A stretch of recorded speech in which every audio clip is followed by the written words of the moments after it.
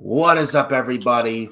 Fiorious Nation, Nick Fiore, right here on Fiorious Nation, right here on YouTube. I'm Nick Fiore. It is April the 29th of 2023, almost the end of April, almost May of 2023. It is draft time. 2023 WWE Draft, night one, last night on Friday Night SmackDown on Fox, live from Corpus Christi, Texas. Not my favorite city from Texas, but yeah. But that's another time for another story for another day. But anyways, so last video here on the channel, the Year Under Words with Matt's older brother John and Adam Carl. Last time Fiorious Nation live here on the channel with the 2022 WWE Year End Rewards video. Very entertaining stuff. Almost 100 views, which I'm very happy with, you guys. I greatly appreciate it. But anyway, last time I was here live on the channel, but for the first time live on the channel since then, here to review the April 28th, 2023 edition of SmackDown last night. Also to go over the night one draft for this year's WWE 2023 draft. We're going to go over the draft picks, and our analysis. Joining me today, Matt Doherty. Welcome to have you, man. Here to go over the draft picks and all for Raw and for SmackDown. Night one of the draft. The draft continues today on the SmackDown LowDown on Peacock, like a talking smack. Then it continues this Monday on Raw Night 2. In Laredo, Texas, and then I think with Raw Talk right after Raw this Monday as well. But for the first time since 2019 with the draft, didn't get one last year, but the draft this year. Before we get started, I want you to hit the like on the video. If you haven't done so already, please subscribe to Fiorious Nation and also hit the bell for all notifications. It would be greatly appreciated, you guys. You can also follow me on Twitter at FioreNick579 on Twitter. Follow me on Instagram, Nicholas Fiore 2014. Facebook, Nicholas Fiore 31 on Facebook. Matt Doherty, really good to have you on the channel again. Where can we follow you on social media? And before we get started. You can just follow me at Matt Doherty 75 on Twitter. That's where I do all my pro wrestling complaining. Yeah, well, especially with the hashtag Fire Vince, Yeah. that Raw after Mania. He wasn't seen for a few weeks, and he changed up Raw this past Monday in Chicago. Yeah. Punk was there briefly, but story for another time. Yep. Vince just needs to go. I mean, Triple H is who we want. Still head of creative, but we don't need Vince anymore. We really don't need him anymore. And now he's getting, and then I read their news this week, Vince McMahon apparently getting sued for firing a former writer with racial. Yeah, 9/11, bro. Interesting. 9/11 attacks with Mansoor. Like, wanted to pitch a 9/11 attack gimmick for Mansoor, then racist thing a gimmick wanted to do for Aaliyah, and then for Bianca Belair. Awful. And Vince apparently got sued. Good. Yeah, that's time. Bury him in lawsuits. Yeah. It just needs to bury him in lawsuits to the point where he has to step down. And I'm hoping Endeavor and Ari Emanuel is seeing this. I really do. You would think. Like, I mean, apparently he's WWE and UFC with this WWE sale merger with Endeavor. Apparently. Mm-hmm. I don't know what to really think of it, but I just hope. But Vince there is not like Vince business-wise is not good for business, and him anywhere's a bad luck. I mean, just being like, he's just past his time, you know? He's just past his time. I mean, with the hush money scandals, all these women he paid to shut them up, on the hush money allegations, and the $100,000 turned into like the $3 million to almost like turned into $20 million or whatever last summer. I'm now and Vince with the mustache, he looks worse than before physical appearance wise. He needs to go. He needs to go. Just can't let go, man. Just can't let go. And I think I heard he has like 18% voting power after the merger. Yeah. Yeah. Good luck with Vince trying to, because I don't think he's ever had a boss before. Yeah. Good luck, Vince. Vince will probably try and resist and be defiant. Yeah. Good luck. Yeah. I mean, at the end of the day, that guy from Endeavor. I'm really hoping he gets removed or they get rid of him. He needs to go. There's a problem. I just feel like he always just works his way back. I don't think we'll ever get rid of him, Nick. I think he lives forever. Unless the man is forced out or if he dies. I know it's cold, but CM Punk said it years ago, the company will be better when Vince is dead. I know I know it's cold, but it's true. He's just, he doesn't stop. He doesn't stop. Every time you think he's gone, he comes right back. Like Vince and Vince didn't come back because he loves the company or has the passion. He only came back for himself and the money. And I heard like a 2-year employment thing. Tells me he's just there to make a quick buck. That's all he's there for. He doesn't love the company. He doesn't even want to be there. He doesn't even want to show up at the shows. He doesn't even want to be there whatsoever. No. Very telling. Very, very telling. And the man just doesn't know what to do with himself that's not WWE. Like, go find a hobby. Just stay retired. Nobody wants it there. Yeah, I don't get it. And then he changes the storyline sometimes. And I'm like, bro, come on. People want Triple H. They don't want Vince. I'm really hoping they just bury Vince in lawsuits, and I hope they keep him busy in these lawsuits to the point where he has to be out forcefully. And I'm hoping Ari Emanuel. Oh, but they've been friends for 20 years. I don't care how long they've been friends for. Business is first. Yeah. I think that's how he also. That's how what if I Vince hope. is not good business, which he's not, get rid of him. He doesn't help at all. So. And with Vince, having to have a boss after this merger, he probably be defiant.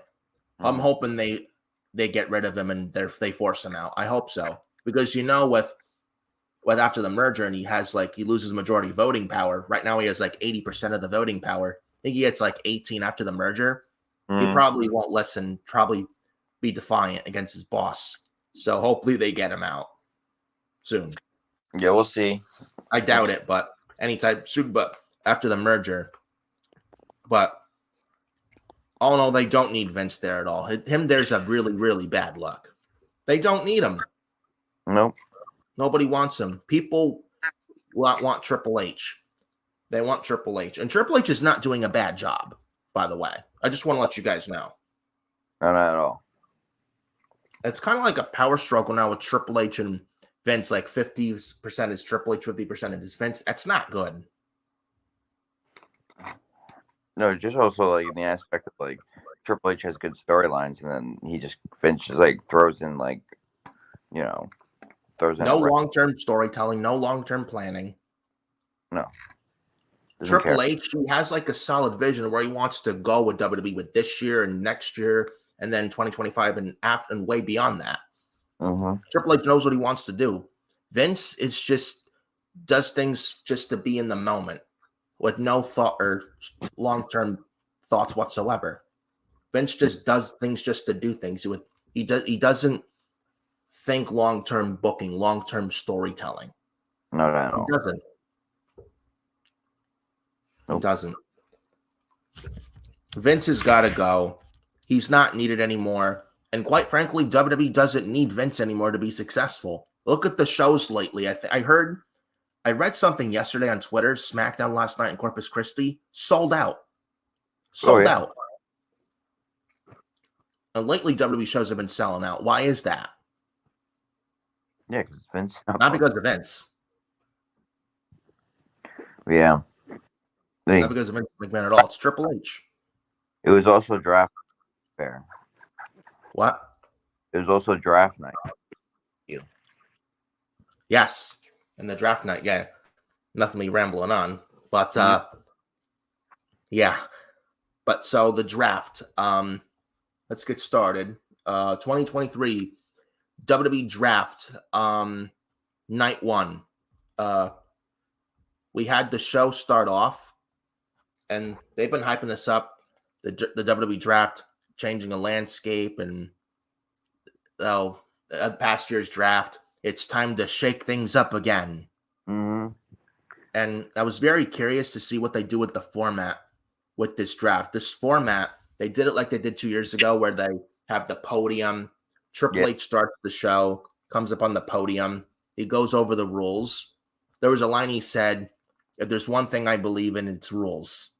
Yeah, your father-in-law doesn't believe in rules, period. Mm-hmm. Vince thinks Vince could care less about rules. He don't give a shit about rules.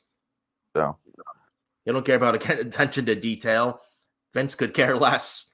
I'm glad Triple H cares about rules. Somewhat. Well, I mean, Triple H is not perfect, but he's much better than Vince McMahon. Oh, yeah. So Triple H steps up on the podium. It's in my notes.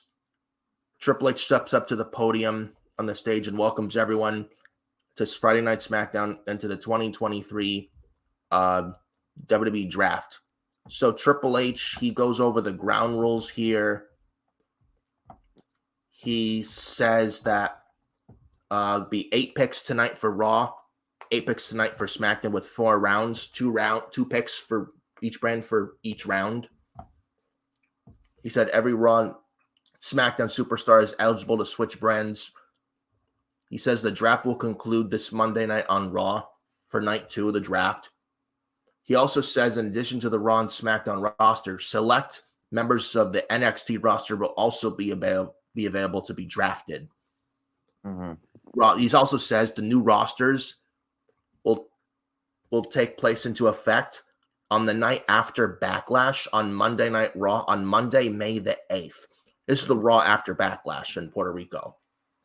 So Monday Night Raw, May 8th, the new WWE rosters will go into effect the night after Backlash. And Triple H also mentioned, I'm sure you may have caught this too, Triple H also said there will be transfers as well, possibly. Yeah. Like trades. So I'm very interested to see what happens there. So that's keep an eye out for that one. So Triple H then announces the first pick goes to SmackDown. So being that SmackDown last night, SmackDown gets the first pick. I'm sure with this Monday on Raw night 2, Raw will get the first pick this Monday. That would make sense. Or it was just so SmackDown would get Roman Reigns. Yeah, I'm sure. Because last night SmackDown, SmackDown gets first pick.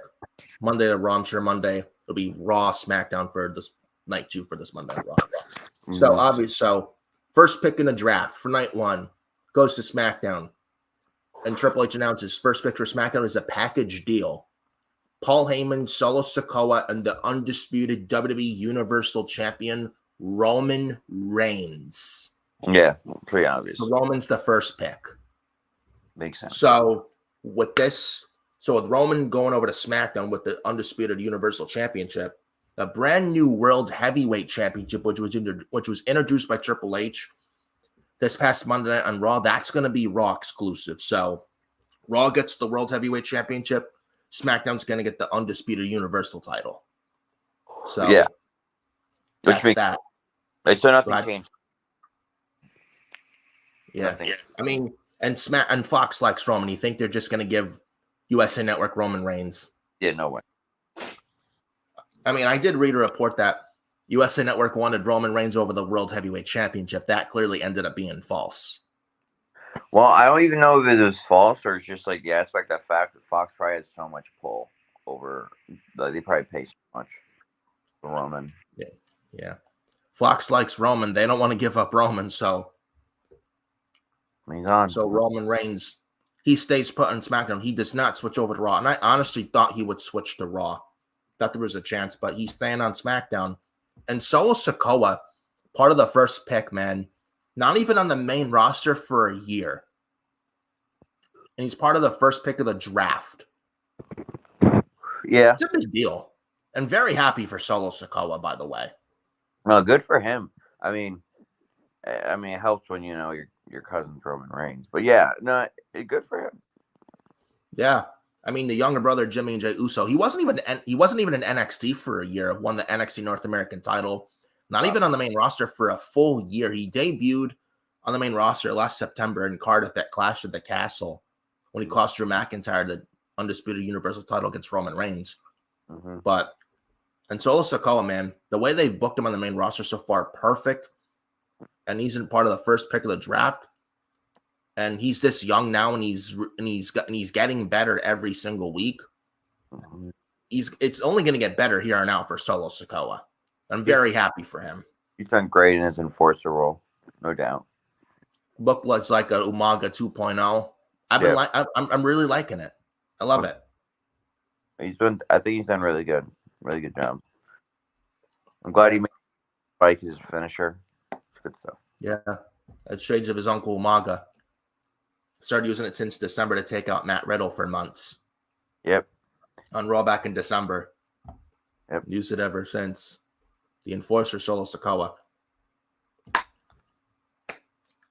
So Roman Reigns, Solo Sikoa with Paul Heyman moving over to SmackDown. They did not include the Usos, which they will be on the Night 2 draft pool.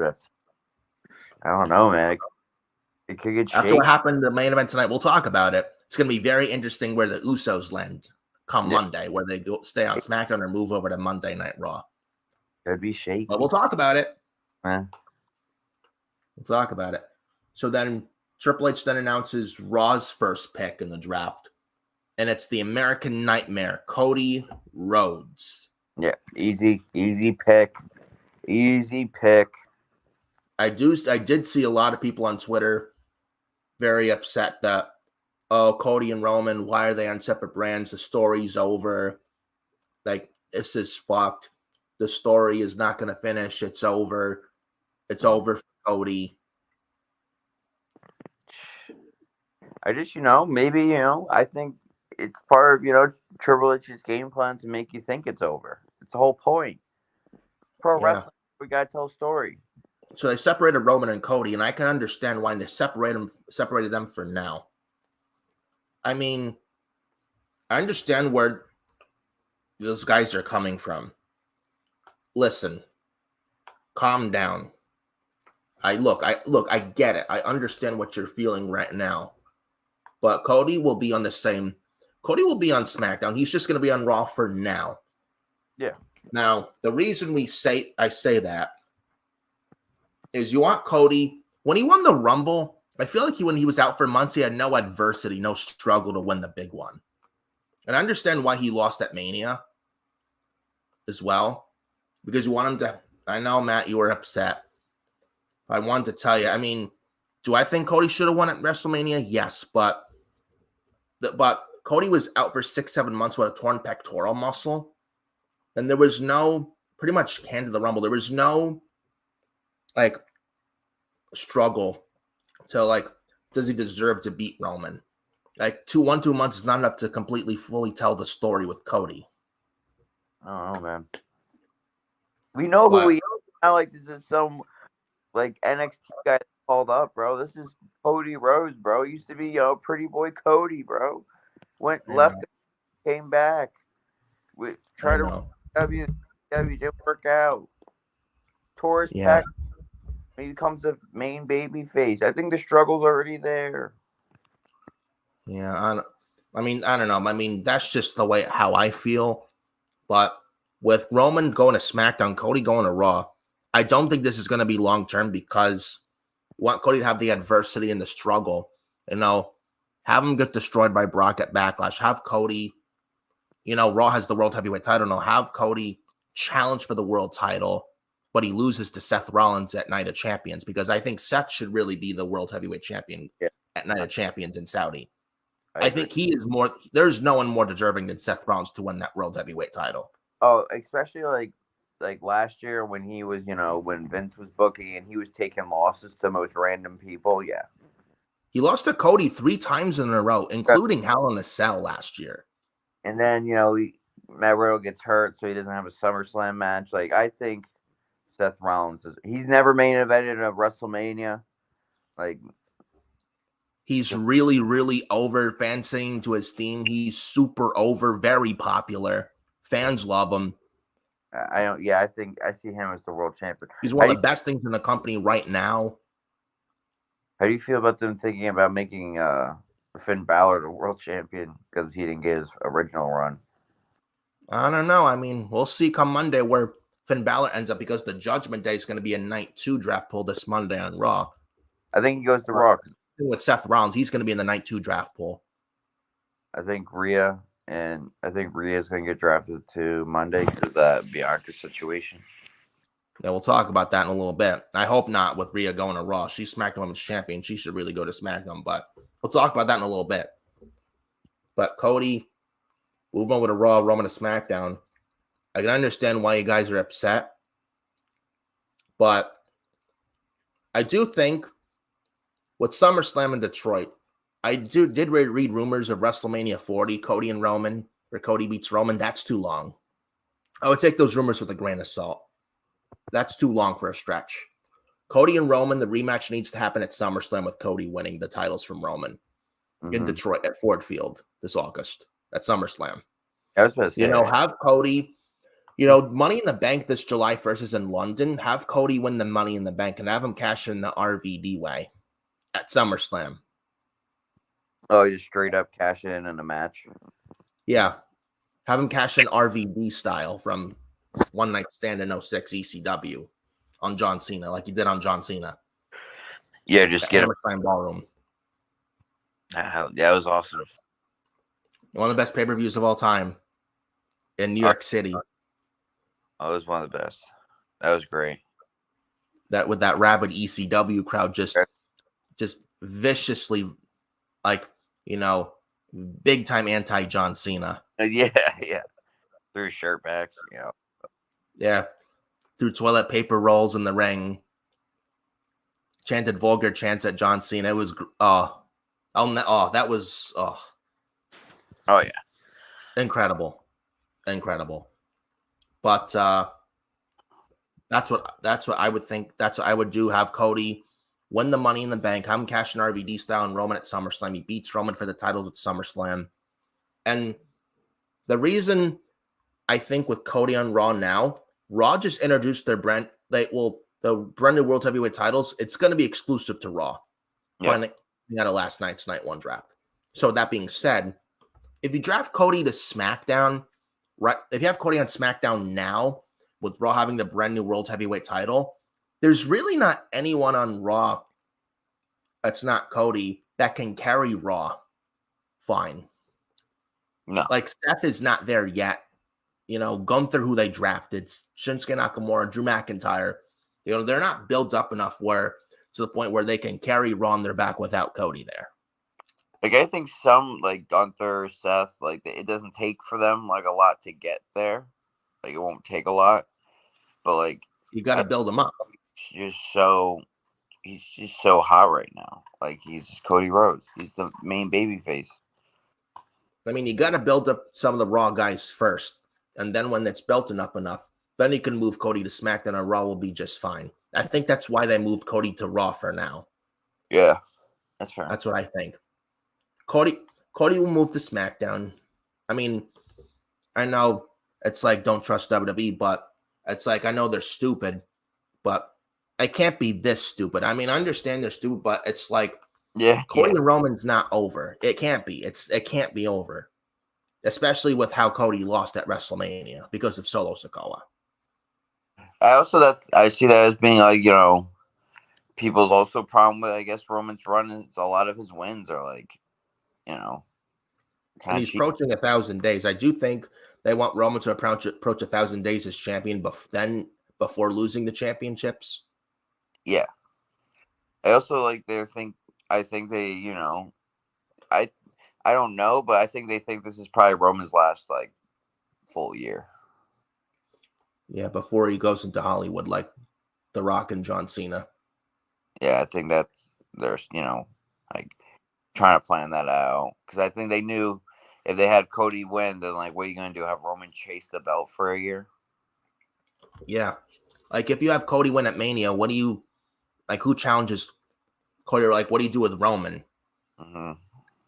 I don't know, but Cody mentioned it best when Roman loses those titles, Jay and Jimmy will leave Roman, then Solo will leave Roman, then Heyman will become an advocate again. Roman with no more reigns and a chief without its tribe. Mm-hmm. So I wonder, like, the SummerSlam, right? We're getting there. Yes, home of WrestleMania 23, by the way. Ford Field in Detroit. So we got to first get to the Brock feud. There's a lot going on.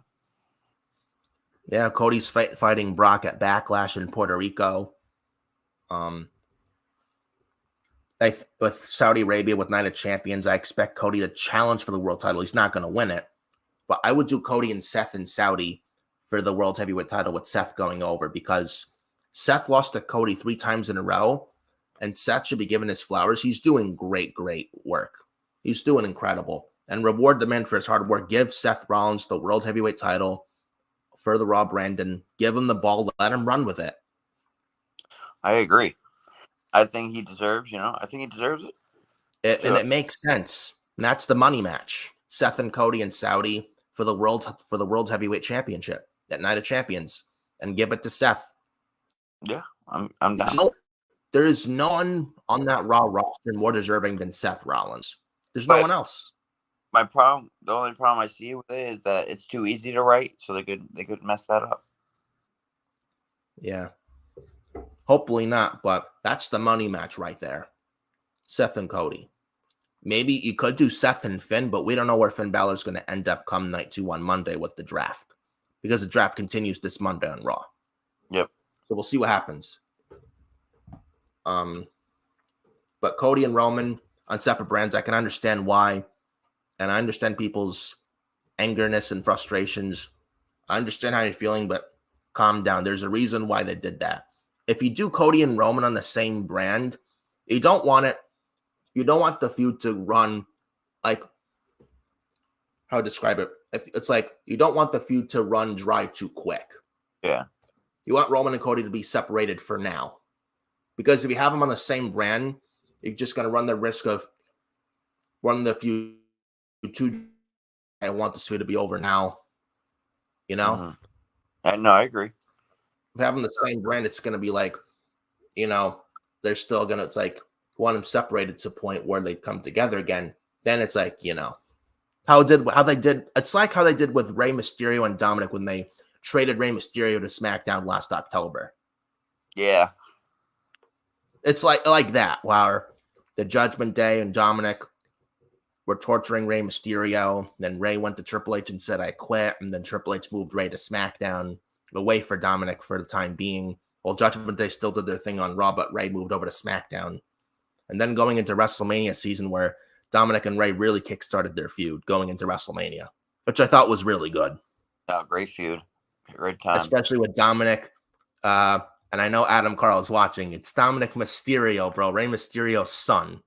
Yeah, right. He's not Eddie's son. Yeah, it's not Eddie. No. Though Adam Carl will say it's Dominic Guerrero. I don't know. That's another conversation for another time. But yeah, just had to throw that out there. But yeah, with Dominic, coming to Rey Mysterio's house on Thanksgiving and then on Christmas. And then Dominic getting arrested. And then we're... Go ahead. What? Dominic was just ruining all the holidays and the birthdays. Then that SmackDown in Vegas before WrestleMania, where Dominic told Rey's wife Angie to shut up, and then Rey finally hit Dominic to a big pop. It was honestly, Triple H or whoever couldn't even wrote that better. It was great. It was that was Triple H. That was not Vince at all. No way that was Vince. No way. The same thing with the Usos and Sami and Kevin storyline going into WrestleMania. No way that was Vince McMahon. No way. That was you won't convince me. I'll never be convinced. So then, I agree. I think Roman and Cody should be split because it's a good storyline. For the time being. You got save Cody with Brock in the World Championship. You got to build him back up. You got to let Roman be Roman. Yeah. And then for a while, Cody on Raw before he moves over to SmackDown, after a while, and then to the point where Raw, they can carry like the guys they have, they can carry Raw on their own without Cody having to be there. So Cody Yep. on Raw for a while, then he can switch to SmackDown, and Raw will be just fine without Cody Rhodes. Yep. It's like they won't be short on star power by then. They'll have Gunther should probably be built up by then. They have Shinsuke Nakamura there. They're gonna have Seth Rollins there. And they'll actually have a real world championship pool. Like Yeah, they'll actually have a world title there on Raw again. Yeah, I think it all makes sense. Yeah. So the next pick, third pick, round 1 for SmackDown, we get the Raw Women's Champion Bianca Belair, which very head scratching. This doesn't make sense to me. Bianca Belair. I like Bianca Belair, but she's holding a red championship. Why would she move to SmackDown?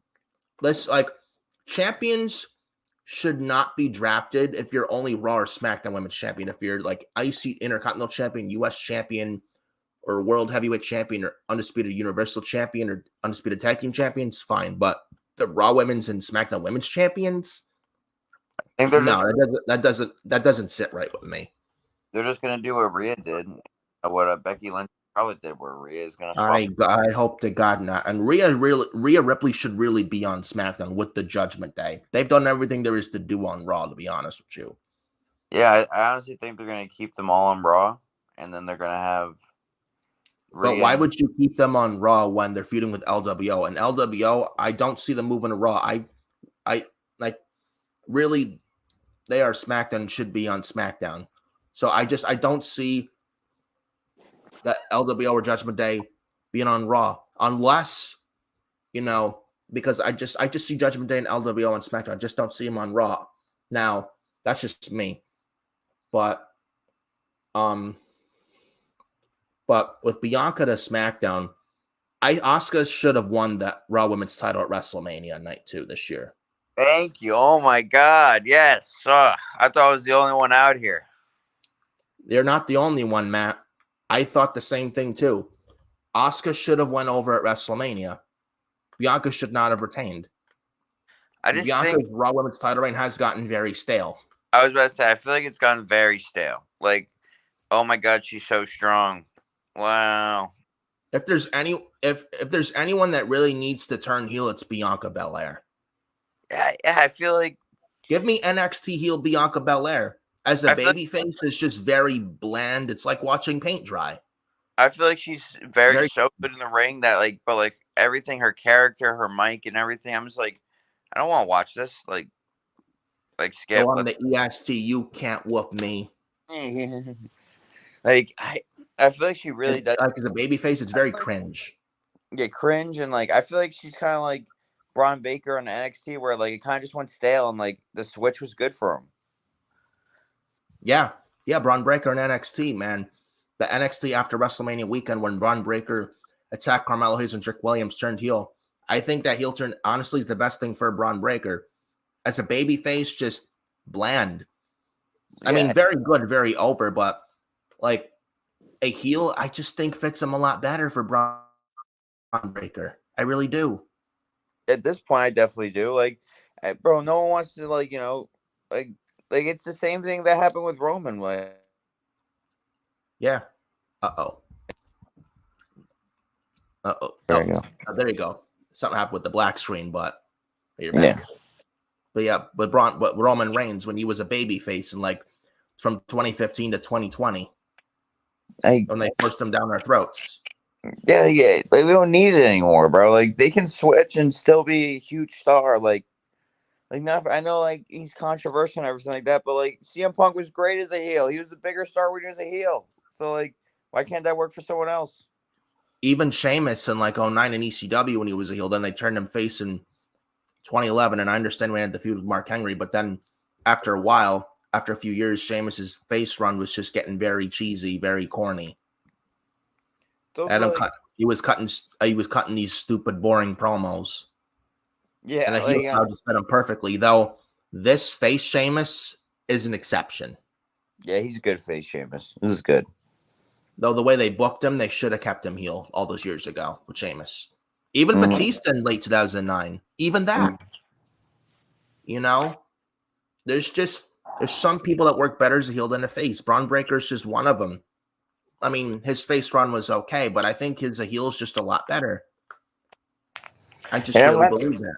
And I'm not saying Bianca's not a great face, but I'm saying like her face run has gone stale. Yeah. She's not. Yeah, she's decent as a face. Don't get me wrong, but a heel work is just much better. That's just how I feel. I just think she needs more substance to her story. Like not like she wins every time. Whoa, Superwoman! It's the same thing. Like all right, cool. I don't think that's like. So she has no. The whole point of like this whole pro wrestling thing is at certain points that's like sports. You got to struggle at some point. You know, her struggles they're 2 weeks long, and then she beats the whatever rival she's in, and then she's on to the next one. Yeah. So I'm not completely against her. Like completely getting upset by Io Sky either. Not against it. Like to be part of the struggle. Like she needs something. She just can't wait for another opponent, smash them, and then go on to the next one every time. Like that's no fun. I think a heel turn for Bianca Belair would honestly be best for her. I mean, look at Braun Breaker and look what he's doing. I still expect him to get called up to the main roster still very soon, but best heel Braun Breaker now, I think it's better than his entire face run, if I'm being honest with you. Like people want to boo Braun Breaker. They don't want to cheer him. Yeah, like I mean, he's got like the whole Goldberg look in reality. Like he looks like his dad. First off, and the Steiner brothers were booed. So like, what's the gif here? And his uncle Scott Steiner was a heel in WCW and on Raw in late 2003. So why not? It doesn't make sense. I think he works as a heel. I think Bianca's a great face, but her run's gone stale, and she just go heel. The face run, I think, with Bianca's honestly run its course. Time to turn her heel. Bring back that NXT Bianca Belair with the hair whip, and then talking a big game and backing it up in the ring with that girl. I think it's just so easy, but like, I get it. Like she's like the girl's face star, but like. Even Becky went heel, like a black female version of John Cena with the Make-A-Wish kids, and yeah. I mean, she's great. She's a great face, no lie. But it's gone stale. She's not that great. I don't think she's Becky Lynch on the mic. Like so, like what makes her interesting? I mean, she can cut a promo, but as a face, it just as for a promo just doesn't fit her. It's not like she can cut a promo, but it's the fact that it's just like so stale. Like, what can she say at this point? Like, I'm the best. All right, we know you're the promo best. with her as a face every time, literally. Yeah. So, all right, you're the best. Cool. You're the greatest. All right. I'm the toughest, the strongest, the fastest. Yeah, literally. All right. Cool. Like, that's great. Like, yeah. Who did Raw pick? So the next pick, you mentioned Becky Lynch. Raw's second pick, Becky Lynch, the man. Becky Lynch. Yeah, and I thought, honestly, Becky Lynch would move to SmackDown here, but she's staying on Raw. I'm not gonna lie, I kind of thought that like they were teasing. Like I thought they were gonna switch Roman to Raw and have Seth and Becky on SmackDown. Yeah, I thought that's what they were gonna do. I kind of convinced myself that on Thursday night that they were gonna switch them. And then they're going to give SmackDown a whole bunch of like Bobby Lashley, Seth Rollins, Becky Lynch to like counteract Roman Reigns and Cody going to Raw. Yeah. Yeah. But they didn't do that. Becky Lynch is staying on Raw and Seth Rollins in Night 2 Draft Bowl. I think Seth, it's a given he's going to stay put on Raw. I think like Night 1 tells you the couples together. Yeah, that. I also think like a lot of draft picks, like Friday night tells you like where other superstars are going to get drafted. Like I'm like 100% convinced Rhea Ripley gets drafted to Raw now. Like whether they're gonna have two of the belts on the same show. Got it. Rhea Ripley to Raw. God, I hope not. Rhea is holding a SmackDown title. Why would she move to Raw? Rhea Ripley should really be on SmackDown. And like I said, Judgment Day to SmackDown with Rhea. And they've done everything on Raw. Move them to SmackDown. Plus, they're feuding with LWO on SmackDown. Move them to SmackDown. LWO might get switched to Raw, I think, too. Yeah. I just But we'll see come Monday because Rhea and the Judgment Day, they're two separate picks. They're both going to be in the draft pool this Monday on Raw come Monday night on Raw. I wonder if they split them up. Like, whether they, because they've been like, I don't know. I don't know if I like that at all, though. Me either. So, like, but they've been, talking about, like, oh, everyone can be split up and everything like that. But then, like, the Street Profits get drafted together. So, like, no, they weren't. Yeah. Like, we don't want to. Okay, I get it though. Like, we don't want another Dudley situation where you split up Bubba and Devon's like a pastor. Like, I get it. Like, I get that. 2002 WWE Draft where Devon and Bubba Ray were split. Yeah, so I get that didn't work out. No, not at all. No. Where they moved Devon to SmackDown, but they kept Bubba on Raw. Yeah, they had Devon as Reverend Devon with Batista. Yeah, exactly. Before they traded Batista and Devon to Raw. And then reunited the Dudleys, which was the best thing. Yeah, like those things. Like I get you're trying to avoid another situation like that, but like, so like if Bianca gets drafted, right, and then let's say Rhea gets drafted to SmackDown, what, like, are you just gonna have both belts there, like, or are you just gonna unify them? I mean, if you have Rhea and Bianca on the same show on SmackDown, unless they unify the two Raw and SmackDown women's titles, and they just they merge the women's divisions. They unify the two women's titles because I don't think we need two women's titles right now. There's not enough good women. There's not enough good women to have two women's divisions. So I'm a big believer that they should have a one. It's like the tag team titles. There's not enough good tag teams for two sets of tag team titles. So I think they should have one women's title, like one world championship, and then they should have like their secondary title. Like, why can't they have a secondary title? I think that's fine. For the women? But, yeah, I don't understand why they can't have that. I mean, if you're gonna, and I've read rumors of them possibly introducing a women's mid-card title, I would not mind that unless you merge the Raw and SmackDown women's titles. Or if you just burn the women's tag team titles, but I doubt it. Like, they have two world titles and then they have tag team titles. So, like, I feel like they're missing the mid-card titles, like the tag team titles, which they're just pushing. Like, they just, like, try to have someone else hold it for, like, 3 months and then have someone else hold it for, like, 6 weeks. And then, like, the women's tag team titles, like, they just are, playing hot potato with those things. Like, so they're worthless. Yeah, they're so worthless. Like, and then they have like, all right, they'll have like, we're gonna use them to set up Becky and Trish, but hopefully Liv and Raquel can carry this tag team division, like, with no tag teams. And I read a report that Liv Morgan actually said she wants the women's tag team division to have consistency.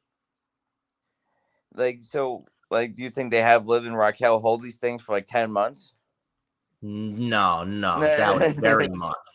Highly doubt it, man. Or is Liv and Raquel just holding the titles until Ronda Rousey and Shayna Baszler get fully healthy? I think that's what they do. Because right now, Ronda's, I think she's hurt. Yeah, I think she broke her hand. Yeah. Yeah, so that's what they're doing, right? Like, we all know that. Like, it's all very clear. Like, and Ronda and Shayna did win at WrestleMania, too. Yeah, and so they have, they had Ronda and Shayna walk out there. Ronda, she didn't wrestle as much as Shayna did because she's clearly hurt.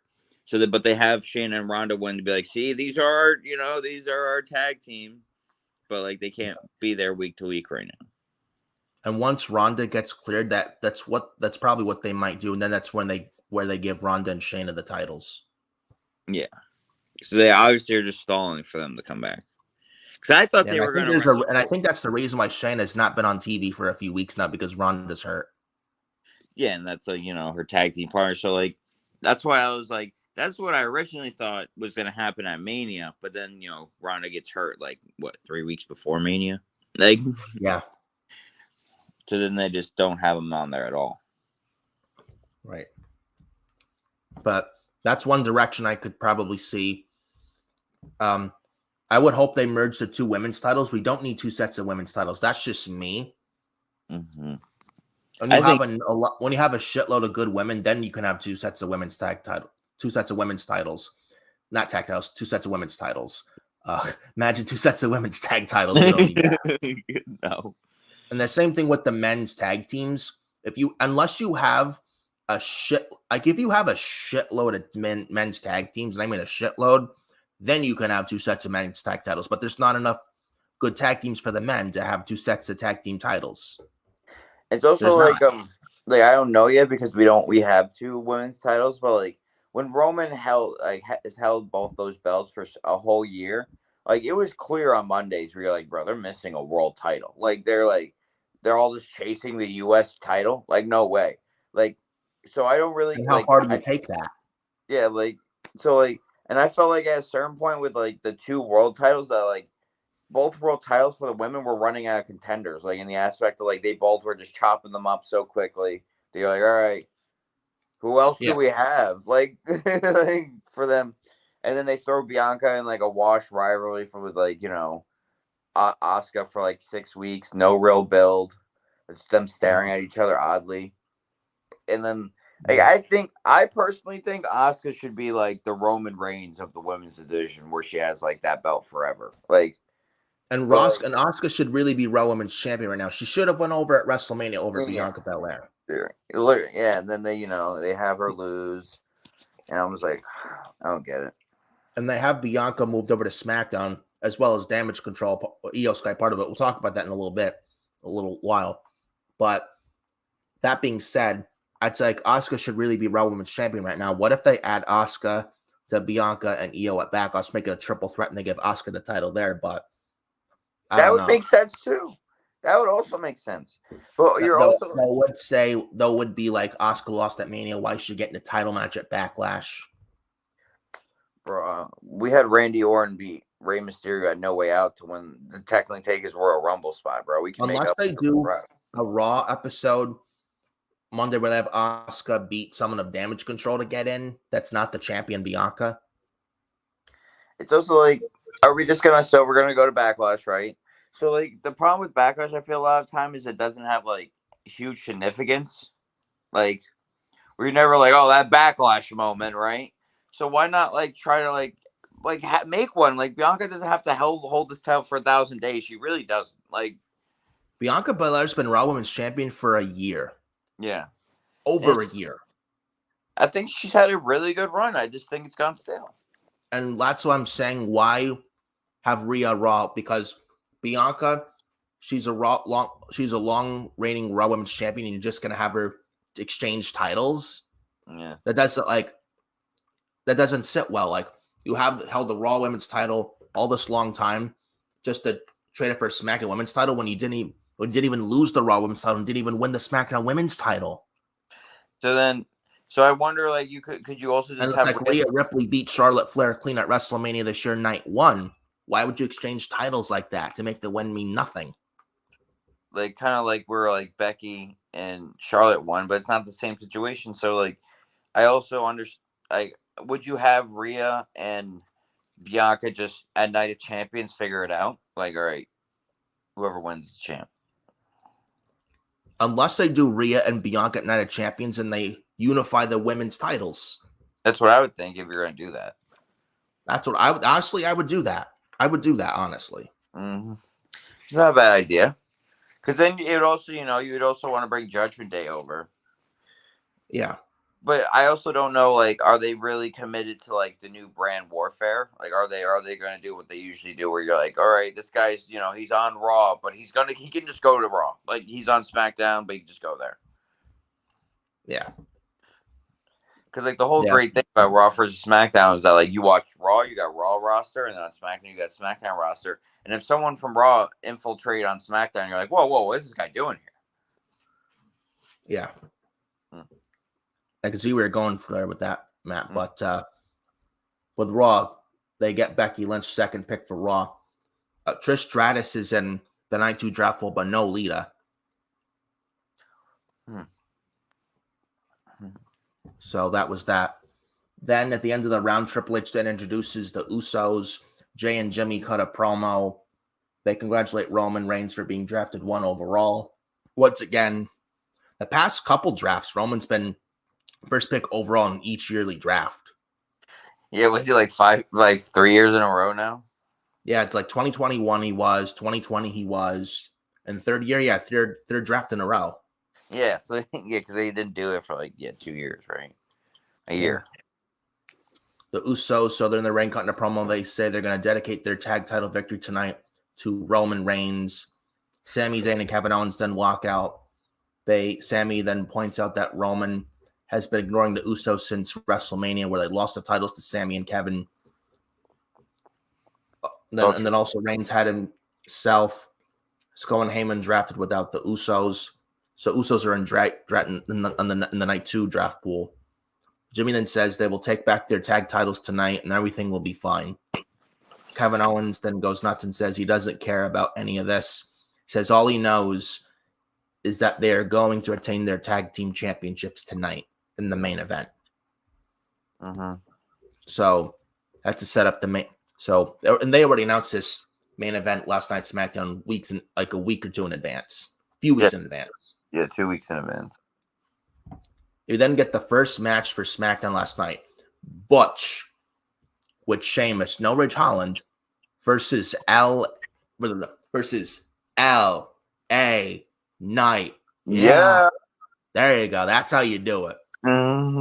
That's how you do it. But, Matt, you talking or I'm talking. Let me talk to you. Yeah. Star, LA Knight. Yeah. I love LA Knight. Great. He has been so over as of late. It's not even funny. LA Knight's great. He's great. For his age, people love him. People want to see him. He is the megastar. He is that good. People love him, and there's a reason for it. And he's, there's a reason why he's just people really like him. This is it. I really do hope they start pushing him. I'm sure, and Triple H will take good care of him. Prediction back. Yeah, he's a big Triple H will take very, very good care of Mr. LA Knight, and I hope so. And should be getting a big push. What they were going to do with him with the Max Dupree thing? Oh my god! Thank God Triple H got rid of that Max Dupree name. Oh my god! They had him beat up Marseille and Mansois. Oh, thank God they changed him back to LA Knight. One of Triple H's best decisions ever since Triple H took over as head of creative. One of the best things he ever did was get rid of the Max Dupree name and give LA Knight back his name. Give LA Knight back his name, LA Knight. Oh yeah. Oh my god, that was scary times. That Max Dupree thing and Maximum Male Models was all Vince McMahon to a T. Thank God they got LA Knight out of that crap. Oh, easily. Oh my god, that was so terrible. Ugh. Cringe. Really bad television. It was so bad. LA Knight and Butch had a good match. I like their match. Yeah, by the time they got this was a decent match.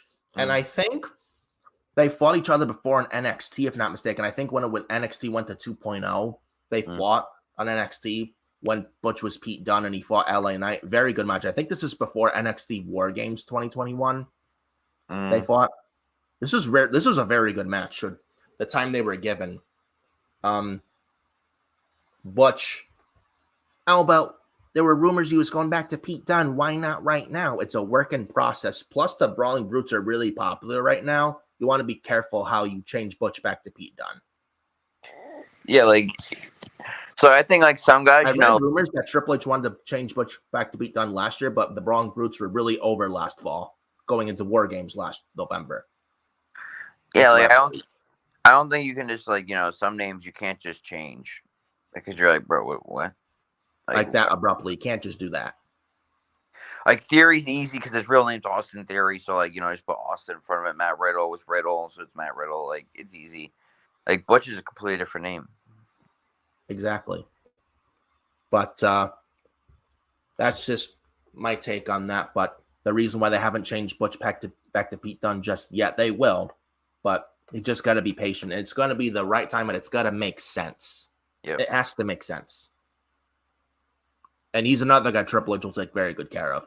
But we get Butch versus LA Knight. Butch with his signature, bending the fingers and manipulating the fingers. I cringe every time when I see that with Pete Dunne. Oh, it's so gross. I could not imagine being in that ring with Pete Dunne and taking that from Pete Dunne. Nah, that's Then stomping on the fingers. the rough bump.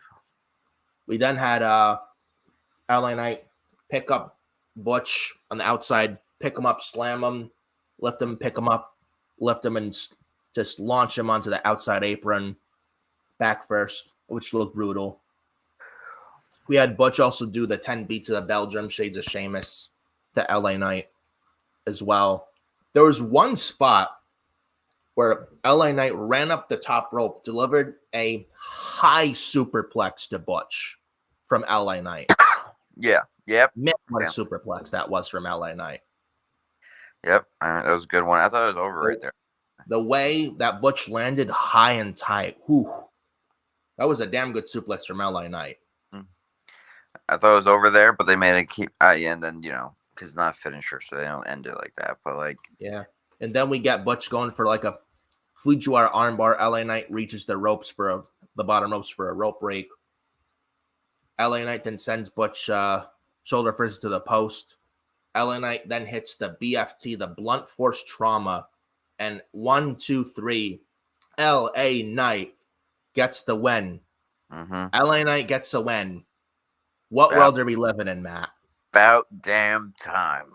Clean LA win. Knight actually won a match clean. Clean win. Thank God. I'm really hoping they push LA Knight, and Triple H will, like I said, he'll take good care of him, and hopefully LA Knight expect good things. I expect good things for him, and hopefully they push him. Hopefully this is the start of it. And I read rumors that Triple H wants to push LA Knight after WrestleMania. Well, we're here. Go for it. LA Knight's over. He's popular. People want to see him. Got to strike while the iron is hot. You think he goes to Raw? Very good question. I don't know. He might go to Raw, but I think in my prediction, I think LA Knight, he could go to Raw, but I would think LA Knight stays on SmackDown. If he goes to Raw, I would not be surprised, but I think he stays on SmackDown, and I think the Brawling Brutes, Ridge Holland, Butch, and Sheamus, I think they move to Raw, because remember, Sheamus with Gunther of Imperium they have a score to settle. They have unfinished business, so I think they do that on Raw. I think LA Knight stays on SmackDown. That's just my prediction. That makes sense. I just wonder if they make LA Knight one of the guys that they want to main event Raws. Well, when they try to get Cody over to SmackDown. Yeah. They could do Raw, LA Knight, and Seth Rollins, but if LA Knight stays on SmackDown, I would not be upset with that. Yeah, I think he's great wherever he goes. Yeah. I would prefer LA Knight on SmackDown, but I just think LA Knight, I don't think he goes to Raw. I think the Brawling Brutes go to Raw instead. Or maybe they both go to Raw. Who knows? I think they both were. I think the Brawling Brutes, if Imperium's going to Raw, should go to Raw. I think since Imperium, we'll talk about them a little bit. I think since Imperium went to Raw, I think Brawling Brutes to Raw, in my opinion, makes more sense than LA Knight going to Raw, though. I could see LA Knight going to Raw. He's a star no matter where he is. I just see LA Knight on SmackDown and Brawling Brutes on Raw. That's just how I see it. Fair. Because I just don't see how Imperium and Brawling Brutes on separate brands, because Sheamus has the story to finish with Gunther in the Intercontinental Championship. You got to give Sheamus is the guy to beat Gunther for that IC title. Think so? Oh, no. That triple threat at WrestleMania, Gunther, Sheamus, and Drew McIntyre. McIntyre ate the pin, not Sheamus. Yeah, I know. I saw that. And I watched. And Sheamus was very close to beating Gunther last fall for the IC title at SmackDown season premiere last fall. There's a story to still tell there. I agree, but I just don't know. I just don't know. We'll see come Monday on Raw with the Night 2 draft. Yep. So what is this, round 2 now we're on? Yeah. So then we go to the backstage thing. Paul Heyman telling Solo Sikoa, tonight is the night, or tonight is your night. Yeah. And the Usos are backstage. It's Solo and Heyman. They'd have a backstage segment. And then the draft night 1, round 2. We get Rob Van Dam, WWE Hall of Famer, come out, as well as Michael Hayes from the Fabulous Freebirds. Yep. Michael P.S. Hayes or Michael Hayes from the Fabulous Freebirds. They come out as special presenters for the draft round 2. This I was not expecting. This is something different, in my opinion. I thought that if Triple H do all the rounds, but RVD, who I thought looked really good, even for his age. Yeah. Was not expecting to see him. Very happy to see him. Rob Van Dam. Then Michael Hayes from the Fabulous Freebirds. Yeah. Yeah. They also showed, and when I want to get your thoughts on this, but the format of the draft too, they showed the NXT locker room. Yeah. They had a Raw draft room, SmackDown draft room, and then they had the room for the NXT locker room, the entire NXT locker room. That was cool. I'm not gonna lie. They would never do this in 2021 when Vince was there. No. But they're getting ready. Vince never cared about NXT. So this was a very nice thing to see with the NXT locker room, seeing who from NXT gets drafted, because any NXT star was draftable too. So round 2, SmackDown. First pick for round 2. SmackDown selects the Street Profits, Montez Ford and Angelo Dawkins. So I thought they'd break up the Profits, but they're staying together. I thought they were going to break them up. I do think they'll break up eventually, but right now, still, they're better together than they are separate. Yep. I think they're Since Bianca moved to SmackDown, they want to keep the couples together. I was not surprised the Street Profits would move to SmackDown after what happened with Bianca. Oh, once Bianca got drafted to SmackDown, I was like, oh. It was a given. Montez was at least going to SmackDown. And man, Montez Ford is going to be a star for years to come. He's that good. That's also why they're gonna launch the Rock. They're gonna launch the Rocket Pack on him. Mark my words. I also thought since with that whole star thing, I thought they were gonna make him a major push on Raw, but I guess they're gonna keep on. They're gonna put him on SmackDown. Yeah, and I don't mind that at all. The Street Profits are very good. Yeah, no beef. I think they're a great tag team for SmackDown to have. To change things up. Angelo Dawkins is no slouch either. He's just as good too, and him stepping up his game for months. Really good. Yeah, he's not getting carried. I think he's great. I just worry for Dawkins what they're going to do with him if Montez is when the Profits are separate. I don't know, but I think both guys are very good. Both Dawkins and Ford. I think it's really up to because I think Montez has everything that everyone wants, so I wonder if charisma, looks, in ring, promos. So I just wonder if they have I think Angelo Dawkins can also easily be one of the top stars, but I think he's got to develop a little bit more for that. Yeah. He's good in the ring, just as good as Montez though. He's stepping up his game, but I don't know. Maybe he's not that. I don't think he's bad in the charisma department either. No, I think he's great. Both guys are very good, and I'm glad they're staying together still for a while, and they're going to SmackDown. And I'm glad they didn't split them up. I really thought they were going to split up the Street Profits in this draft. I'm very glad they didn't. Yeah, I thought they were. And they kept them together. That's the right move. Good book. We then get. So Michael Hayes announced Street Profits to SmackDown. RVD, a former Intercontinental Champion, 6-time Intercontinental Champion, announces the next pick for Raw, Imperium, Intercontinental Champion Gunther, Ludwig Kaiser, and Giovanni Vinci. So Gunther and all 3 members of Imperium in the Intercontinental Championship moving to Raw. This is a very good pickup for Raw. And this is going to make Raw from here to here. It's going to make Raw that much good. Oh, it's a great pickup. It's going to make Raw very good with Gunther, the Ring General. Gunther. I'm going to submit the announcing him. He's another guy outside of Sosako who's been booked perfectly since coming to the main roster. Oh, phenomenal. Perfect. The bangers he's had with Sheamus matches with McIntyre, Rey Mysterio, Ricochet, Shinsuke Nakamura, you name it. Xavier Woods even a decent little match last Friday on SmackDown. No, Gunther is him. He's going to do really good things on Raw. And the guy with his size, I expect him to be pushed to the moon on Raw. And when he drops, and as soon as he drops that IC title to whomever on Raw, easily a top contender for that World Heavyweight Championship on Monday Night Raw. Easily. Oh, yeah. When he drops that, yeah. Instant at the top of the card for that World Heavyweight title on Raw. Instant. Oh, that's no debate.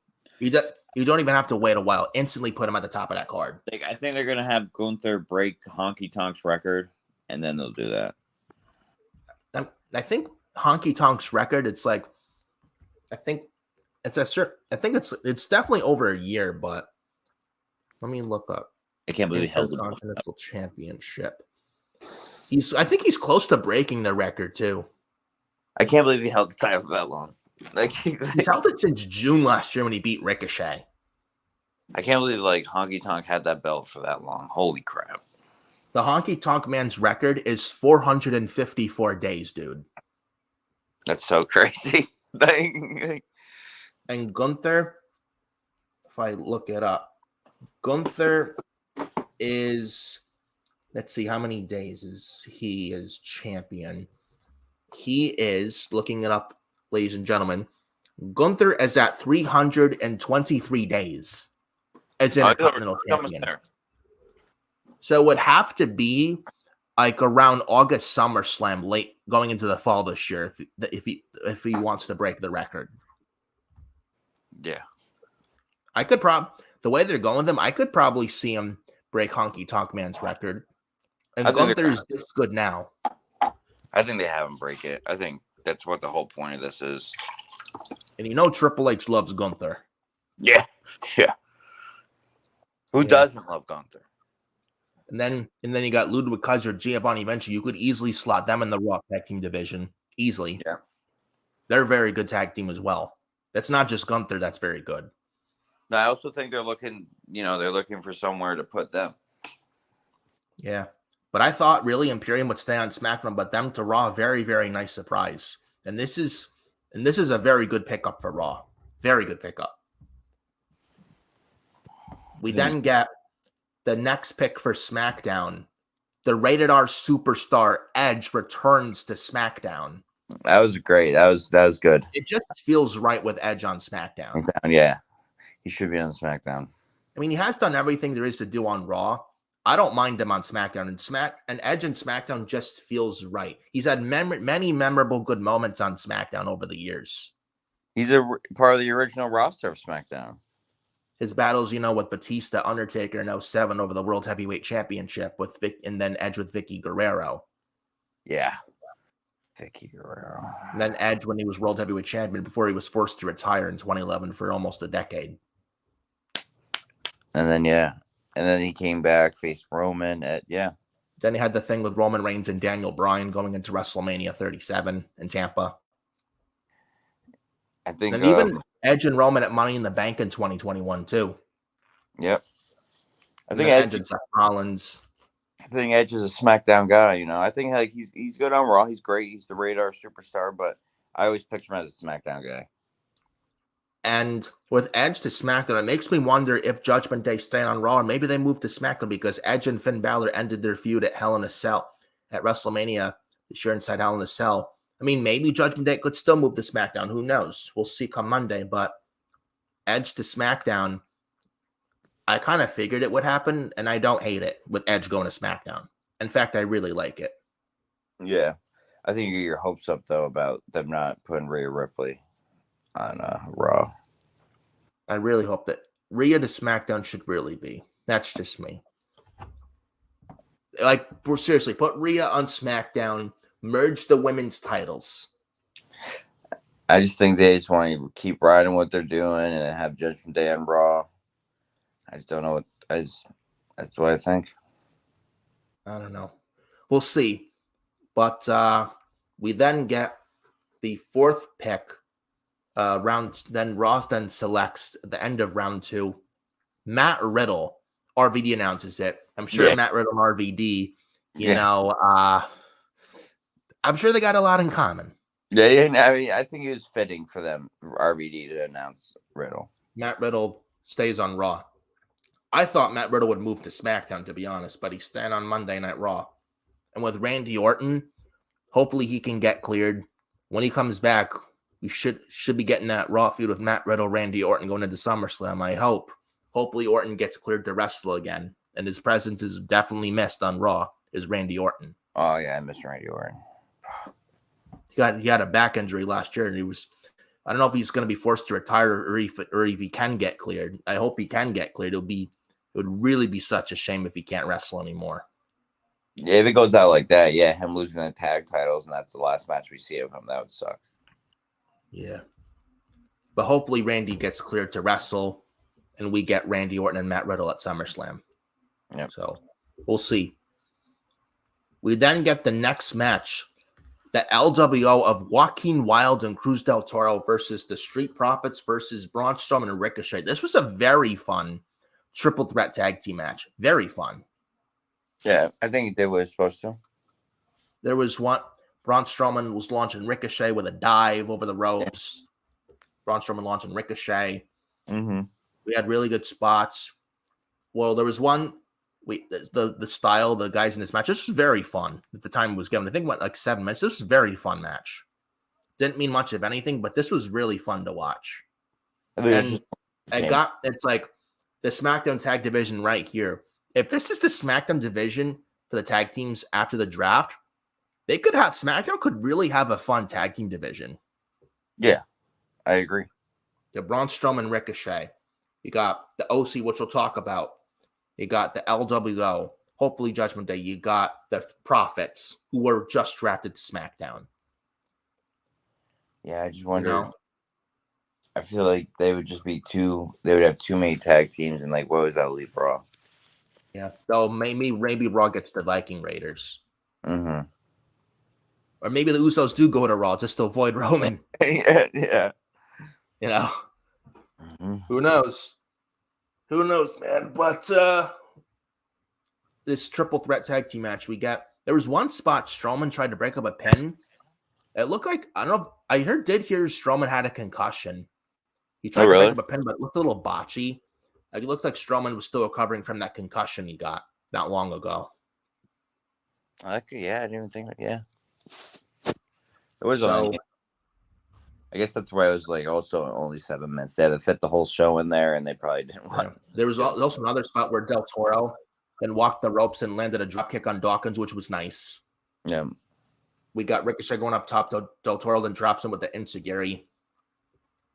We then get Ricochet getting the hot tag, and in comes Braun Strowman. There was one spot, I think, one of the LWO members, I think it was Del Toro. I think he hit like Strowman in the face, and that pissed off Braun Strowman. To the point where Ricochet was trying to attack Strowman, and Strowman couldn't wait to get in the match. Mm. Then Braun Strowman gets tagged in by Ricochet. Braun Strowman with the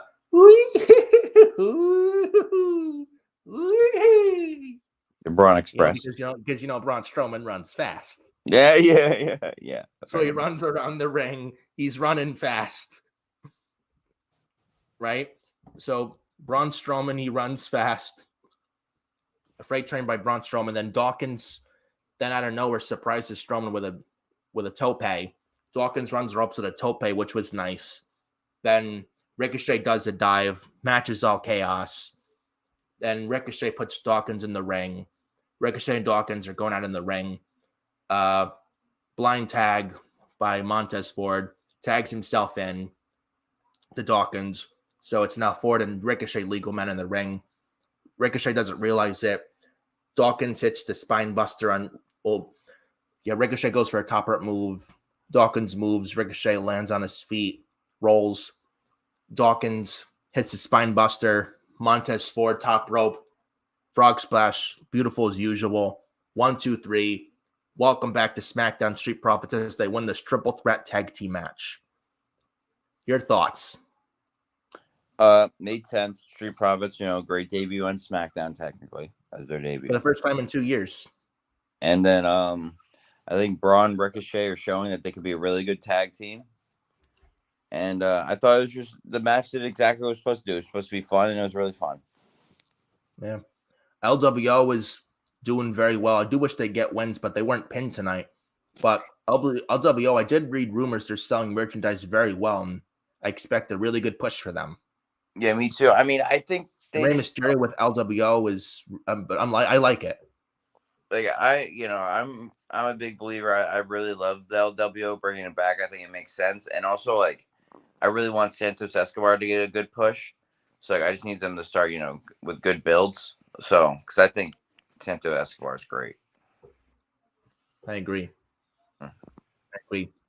And you're looking for someone because Rey Mysterio is not going to be around forever. I don't think Dominic's that guy to take Rey Mysterio's throne.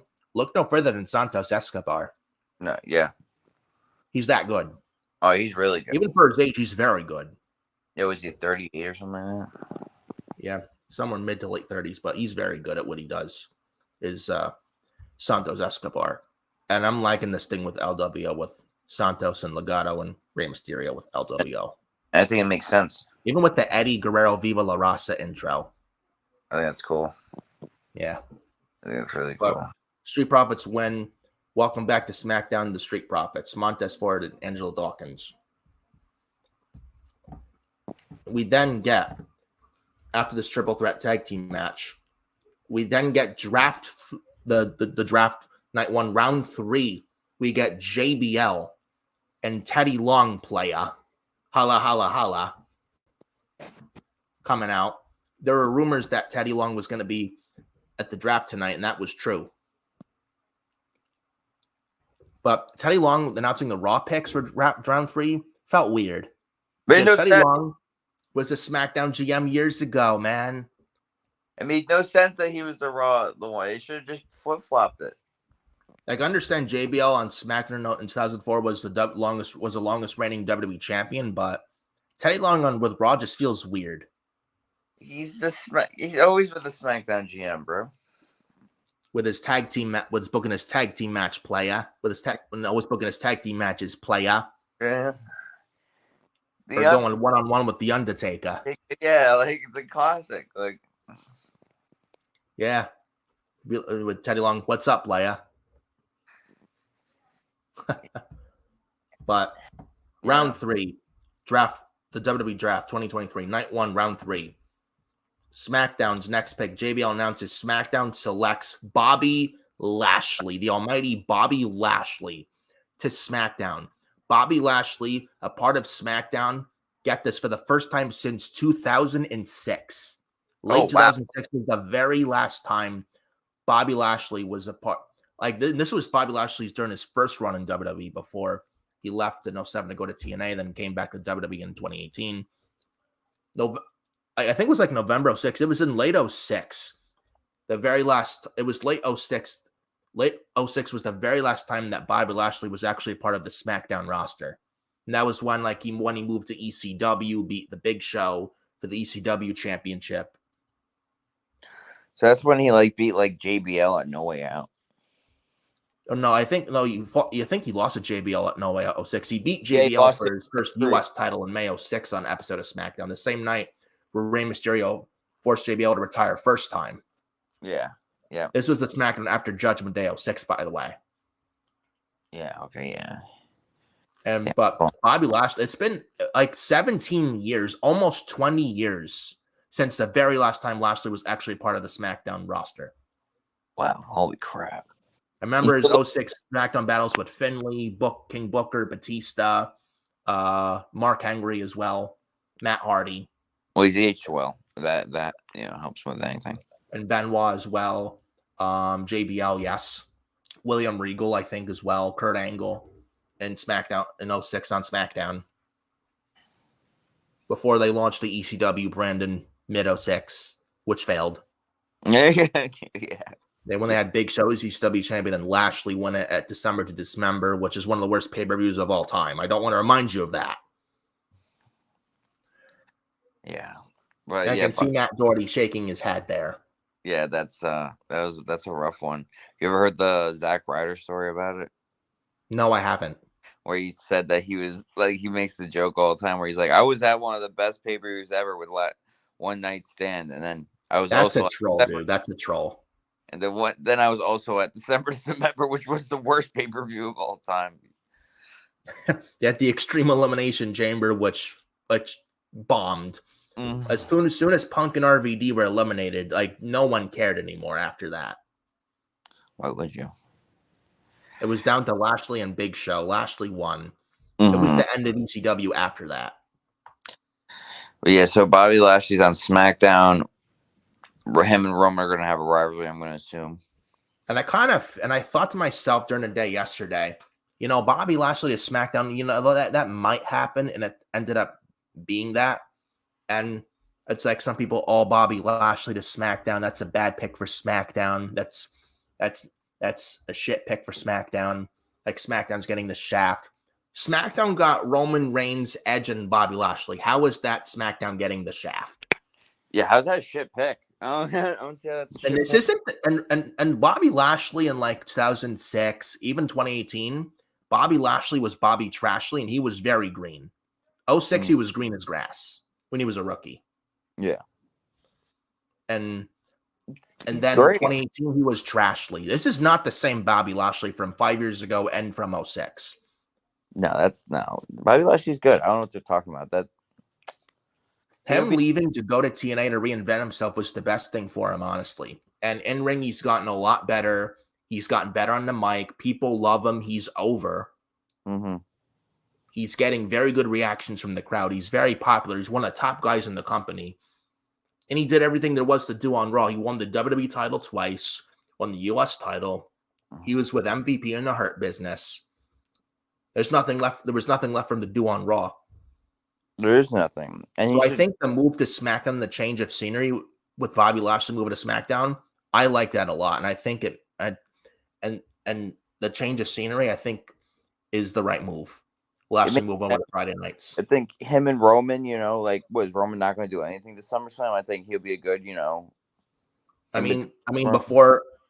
Cody and Roman should happen at SummerSlam, but you want to give Roman something to do for now.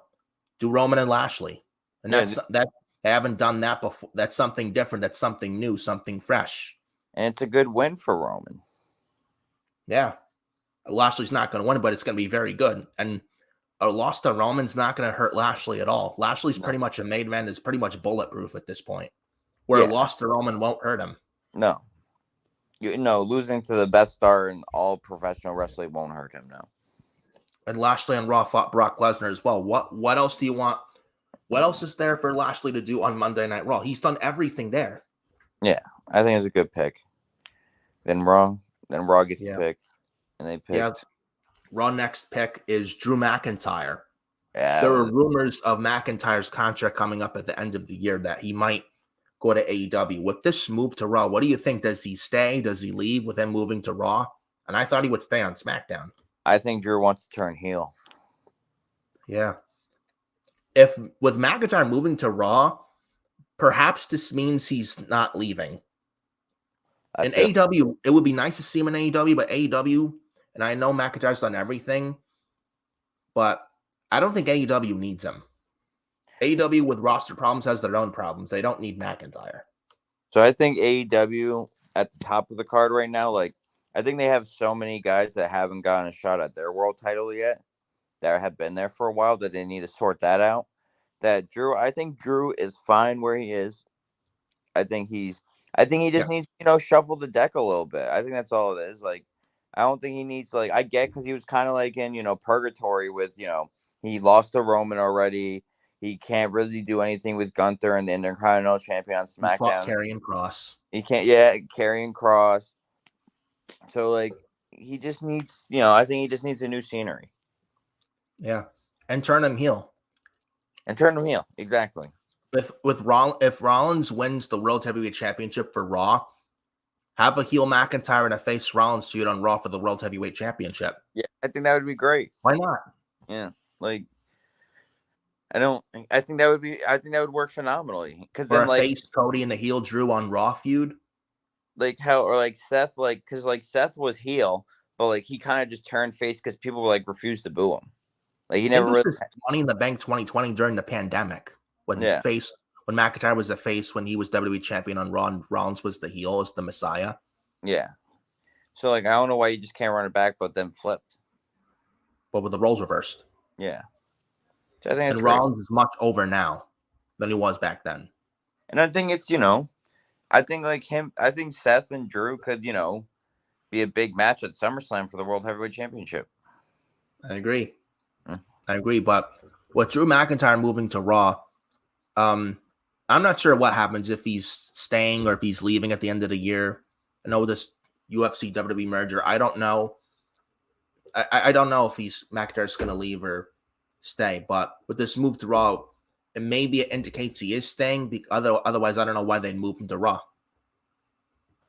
If he was staying on SmackDown, I could probably say, yeah, he's leaving. But he moved to Raw. I don't know. I don't know what's going to happen.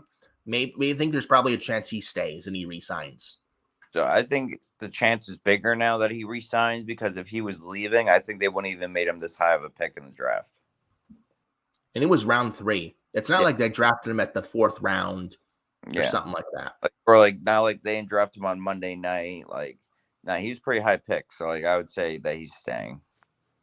I agree with that very much so. And plus, I think WWE, I know it's like the quote hiring freeze, but I read a recent report that WWE is looking at AEW wrestlers wanting to really bring them in. Some top AEW names wanting to bring them into WWE. Wouldn't be surprised if one of them is Kenny Omega, who has a contract coming up at the end of this year. I don't know. I just don't see it happening. I don't know. Triple H, you don't think he's going to want to go after Kenny hard and the Bucks? I just think Kenny and the Bucks are just AEW guys. I don't know. What if Punk comes back, though? And they bring in Bill Goldberg, which I hope to God. I know it's going to happen, but Goldberg to AEW, please no. I know it's going to happen, and I'm not happy about it, but I don't want to see it. I don't want to see Goldberg anywhere near AEW. I see Goldberg. Yeah, I thought, he wants his retirement match, bro. Yeah, Goldberg says WWE owes him a retirement match. WWE doesn't owe Goldberg jack shit. Yeah. Like they gave him Bray Wyatt. He buried Bray Wyatt, the Fiend, for the Universal Championship in Saudi Arabia at Super Showdown 2020. They gave him Roman, and that's not enough for Bill Goldberg. But I thought the Roman was his retirement match. Yeah, but no, apparently, according to Goldberg, WWE owes him a retirement match. They don't owe him shit. Yeah, sure, Roman. Sure. Yeah. And he lost clean to Roman. That should be it. I thought that was it. I thought that was the end of it. Okay, whatever. But Goldberg to AEW, if that Goldberg shows up in AEW, I am going off on that. That's I don't get it. I mean, he probably will, but it's so stupid. If he shows up at AEW Collision or that All-In show in Wembley, if Goldberg shows up any of those shows, I'm gonna be pissed.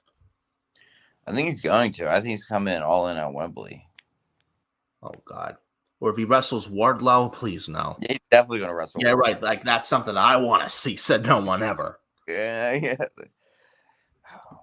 Wardlow is kind of, he's not been booked well recently, though. They put him with Arn Anderson. Hopefully that helps Wardlow. But before that, with the hot potato, the TNT title, which I hate. I've hated that lately. The hot potato? The TNT championship. What, their hot potato, they play with it? Someone wins. Will Hobbs, Wardlow, Samoa Joe, Darby Allin. It's ridiculous. Yeah. But yeah. McIntyre goes to Raw. SmackDown's next pick, and this shocked the hell out of me. The OC.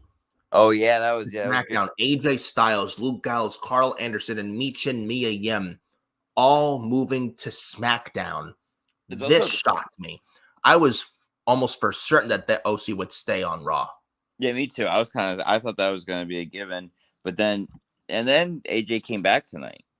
I mean, last night. And he has not been seen, I think, since December 31st last year at a house show. AJ Styles got hurt really bad. Yeah. And he missed WrestleMania this year because of that injury. And Gallows and Anderson were not on Raw TV since AJ got hurt. Yeah. Now, Gallows and Anderson, they do. I mean, if you have them on TV on their own without AJ, who are really Gallows and Anderson. They really need to be with their leader, AJ Styles. I think they're both really good. I think they're a really good in-ring tag team, but I think AJ's like the leader, so it makes they're better when they're with AJ. Yeah, for story when purposes. AJ's there. So yeah. I think that's the reason why they kept Gallows and Anderson off TV for a while since AJ got injured. Mm-hmm. I do think that. But AJ Styles is back. He looks great, and his presence was definitely missed. And I'm very, very happy to see AJ Styles back on my television. Very happy to see him back. I think we needed him. I miss AJ Styles. Who doesn't love AJ Styles? And I think he's going to be I think he'll be good, like, a good, he'll be a good top of the card guy. I think he'd be good for, like, if he wants to go after the US belt, I think he'd be, I think because with Gunther and Imperium and the IC title moving to Raw, the Intercontinental Championship, I think it's a lock at this point. Austin Theory and the US title is going to go to SmackDown, and he's going to be in the Night 2 draft poll, Austin Theory. Yeah. I'd be shocked if he stays on Raw. I think he's going to SmackDown. He's got to go. I think. I mean, you can't have an IC and US title. Doesn't make sense. Unless Lashley wins the US title or Bronson Reed moves to SmackDown, unless one of them or both of them move to SmackDown, one of those two win the US title at Backlash. That would make sense too. Unless they do that, but we'll see. But the OC moving to SmackDown, this really surprised me.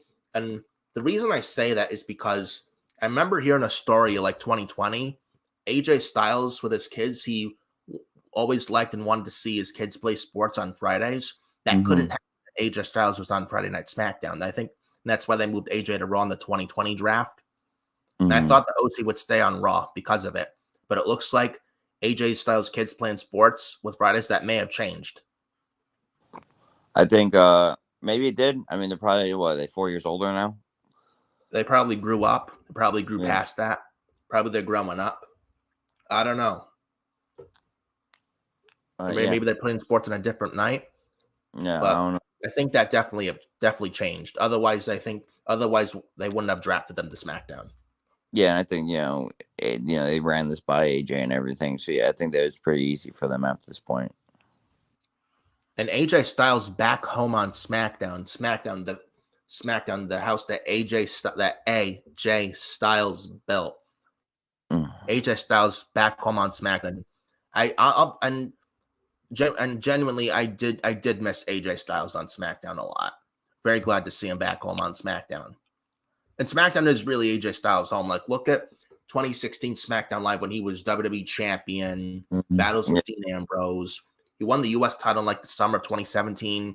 He ended Jinder's reign of terror and won the WWE championship in London on SmackDown a few weeks before the 2017 Survivor Series. He held the WWE title for over a year from that SmackDown in London, where he won the title, to like where he lost it to Daniel Bryan right before the 2018 Survivor Series. Which, good. Where Daniel Bryan turned heel. Yeah. In late 2018. AJ Styles was like, he was literally Mr. SmackDown. And I'm glad to see him back home on the blue brand. And AJ Styles and the OC to SmackDown, this is just like Bobby Lashley, this is another very good pickup for SmackDown. I think SmackDown will make good picks. I think Raw making good picks. I think I honestly think SmackDown got the better of the Night 1 draft than Raw did, to be honest. Yeah. SmackDown definitely got the better of Night 1 of the draft, in my honest opinion. Like, they got Roman Reigns.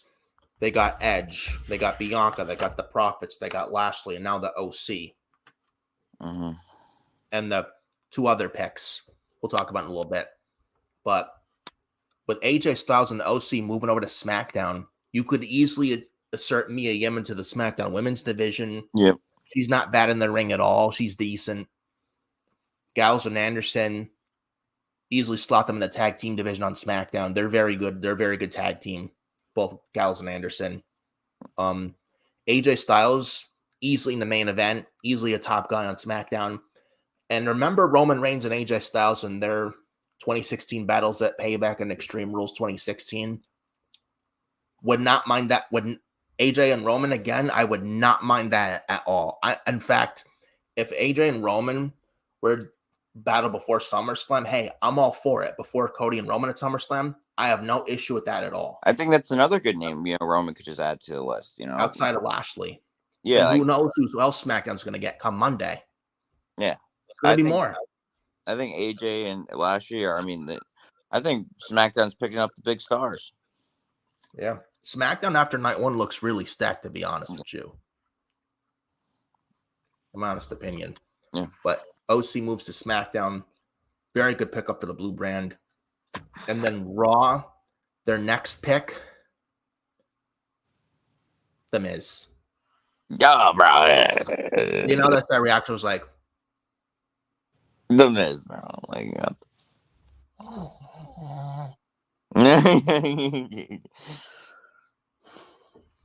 The Miz to Raw. Who cares? Who cares? The Miz is boring. Miz to Raw. Who gives a shit? Who gives a shit? That's a waste. What a waste of a draft pick for Raw. What a waste. Who gives a shit? You mean to tell me you couldn't do Tyler Bate or Ilya Dragunov from NXT, but we get the fucking Miz? Yeah. You kidding me? Oh my god! Why? Oh, but the Miz is a former WWE champion, though, man. Miz sucks. Yeah. Now he does. No doubt. He's a loser. He's a scrub. Bro, he lost to Pat McAfee and Snoop Dogg 2 nights in a row at WrestleMania earlier this month. Lost clean to Pat McAfee. Lost clean to Snoop Dogg. I just think his whole shtick is just kind of oh, you think Bianca Belair is a stale? Oh, this guy's shtick is real. The Miz as a pro wrestler is well past his expiration date, dude. Oh, well beyond. I understand he's a future WWE Hall of Famer, but as an in-ring performer, it's well past its expiration date.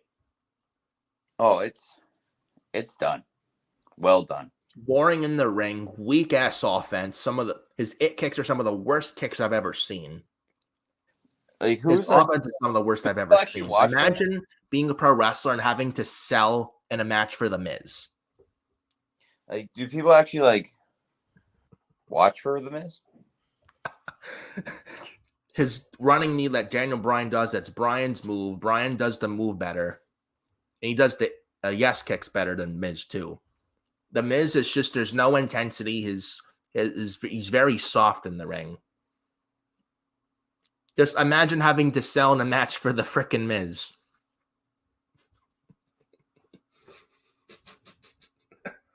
Oh, man.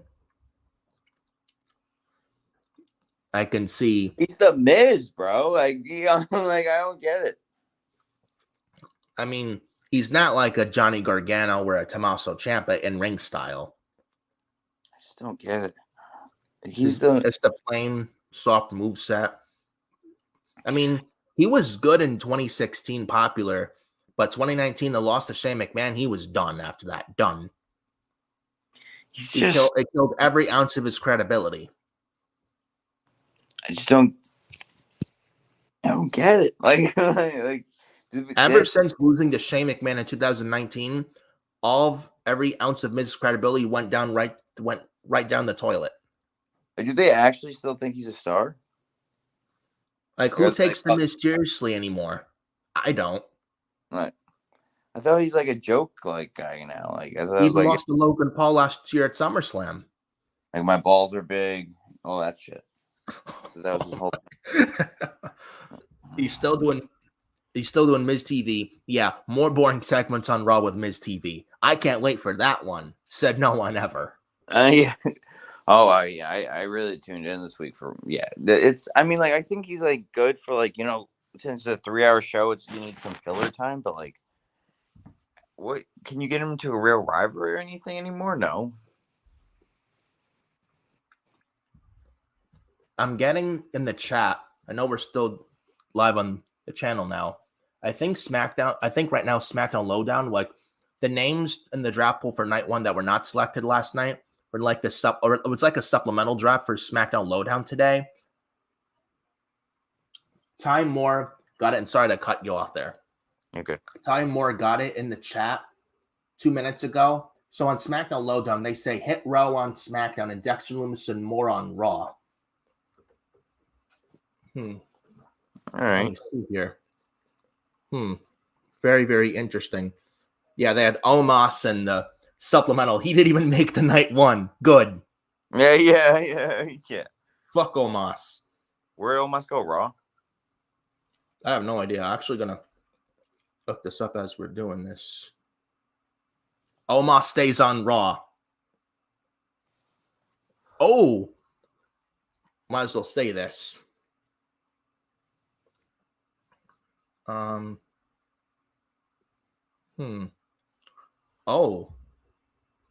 So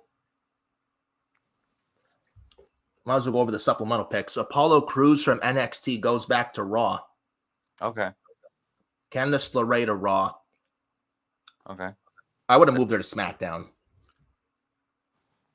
Chelsea Green and Sonya Deville tag team moved to Raw. Okay. Dexter Lumis to Raw. Mhm. Dolph Ziggler to Raw. Hit Row stays on SmackDown. JD McDonough from NXT to Monday Night Raw. Oh, really? This is a very nice pickup for Raw. For SmackDown? SmackDown keeps Lacey Evans. Who cares? Yeah. Just like Shit Row. Maximum Male Models stay on Raw. Who cares? They were on Raw? Yeah, Maximum Male Models, Marseille Mansour and Maxime Dupree, they were on Raw and they're still on Raw. Mustafa Ali to Raw. I would have moved him to SmackDown. Natalya moves to Raw. Who cares? Omos with MVP to Mighty Omos stays on Raw. Who cares? Thank God. I was afraid they'd move him to SmackDown. Thank God. Oh, my God. The Viking Raiders to Raw. So Viking Raiders and the OC are fighting next week on SmackDown in Puerto Rico. So Viking Raiders after Backlash are going to be on Raw. I kind of figured they would. After all the tag teams went to, like, all those big tag teams went to SmackDown. And Von Wagner from NXT to Raw, he's not ready. You know that he's ready? Von Wagner, he's improved in the ring, but mic skills, he has no charisma. And I read rumors that WWE wanted Von Wagner in the main event of WrestleMania. Von Wagner improved in the ring, yes, but he's nowhere near ready for the main roster. You couldn't call up Braun Breaker. You couldn't call up Tyler Bate, Ilya Dragunov from NXT, put them on Raw. Why Von Wagner? Yeah, what's their whole thing with Von Wagner? Von Wagner he's improved in the ring, don't get me wrong, but his charisma still sucks. He's nowhere near ready for the main roster. Why do they think so highly of him? It's his size. Yeah. He's a combination of Edge and the Great Khali. Look, he's big. That's his looks. Yeah, I mean, I don't see Von Wagner doing anything on Raw. He will fail on Raw, mark my words. Yeah, but you don't got it. You just don't got it. And Zoe Stark from NXT to Raw.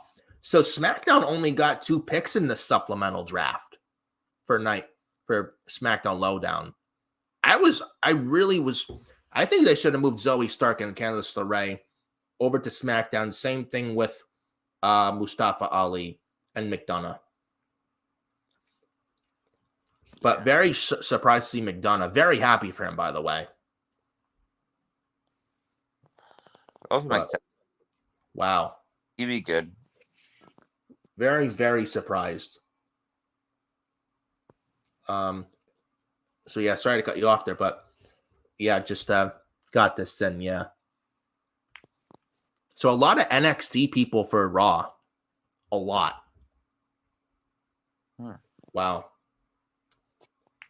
So back to the review.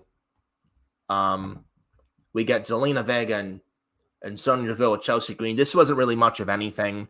Just showcasing Zelina Vega. She gets the win. Rhea Ripley comes out. Attacks her, tries to go for the Riptide, but Zelina counters it into some kind of DDT. And that was that.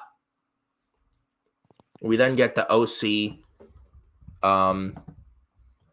AJ Styles, Luke Gallows, Carl Anderson, and Mia Yim coming out. They have a segment. The OC, they do their Too Sweet thing. And AJ Styles back on SmackDown. Yes, Too Sweet. AJ Styles back on SmackDown. This is great. This is great. I thought the segment they did was pretty good too. And his presence was missed. Mm. I'm very happy to see him back and healthy. And looks like he's cleared to wrestle. So we get the segment, the OC and then the Viking Raiders with Valhalla, Sarah Logan come out. AJ Styles just let with the Viking Raiders and Valhalla and Gallows, Anderson, Meech, and Mia Yim. AJ Styles just let them beat the crap out of each other.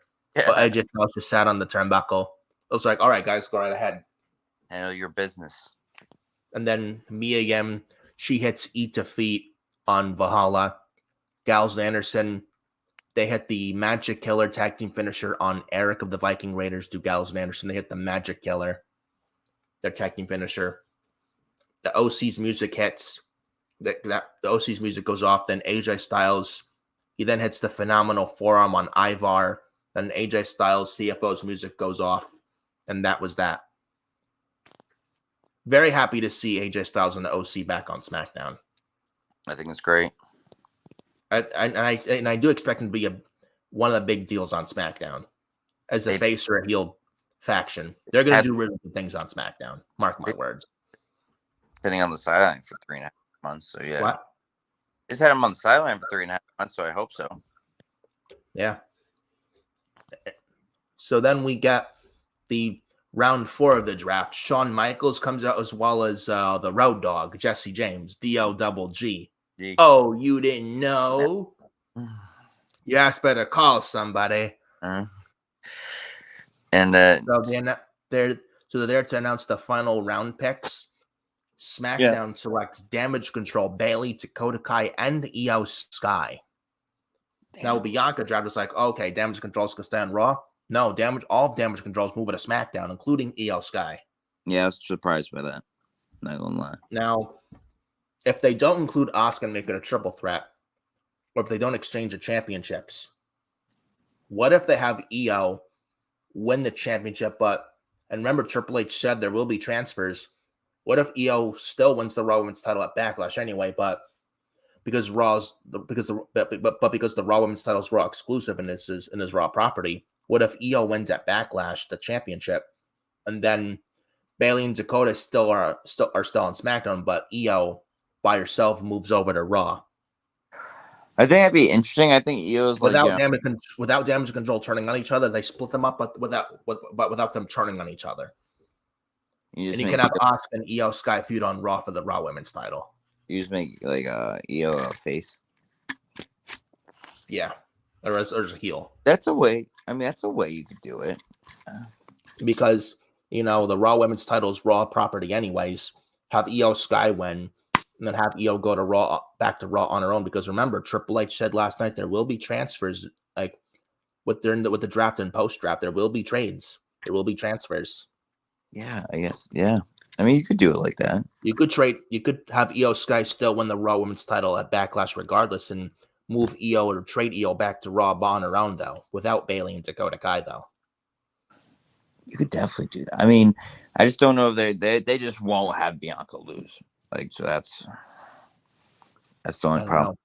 Or I don't know. I mean, we'll see come Backlash, but if I'm booking this, I'm giving Io I'm definitely giving Io the championship. I think I'm giving her the belt, man. I think it's an upset that would be dope. Yeah. And Io's one of the best female wrestlers on the planet.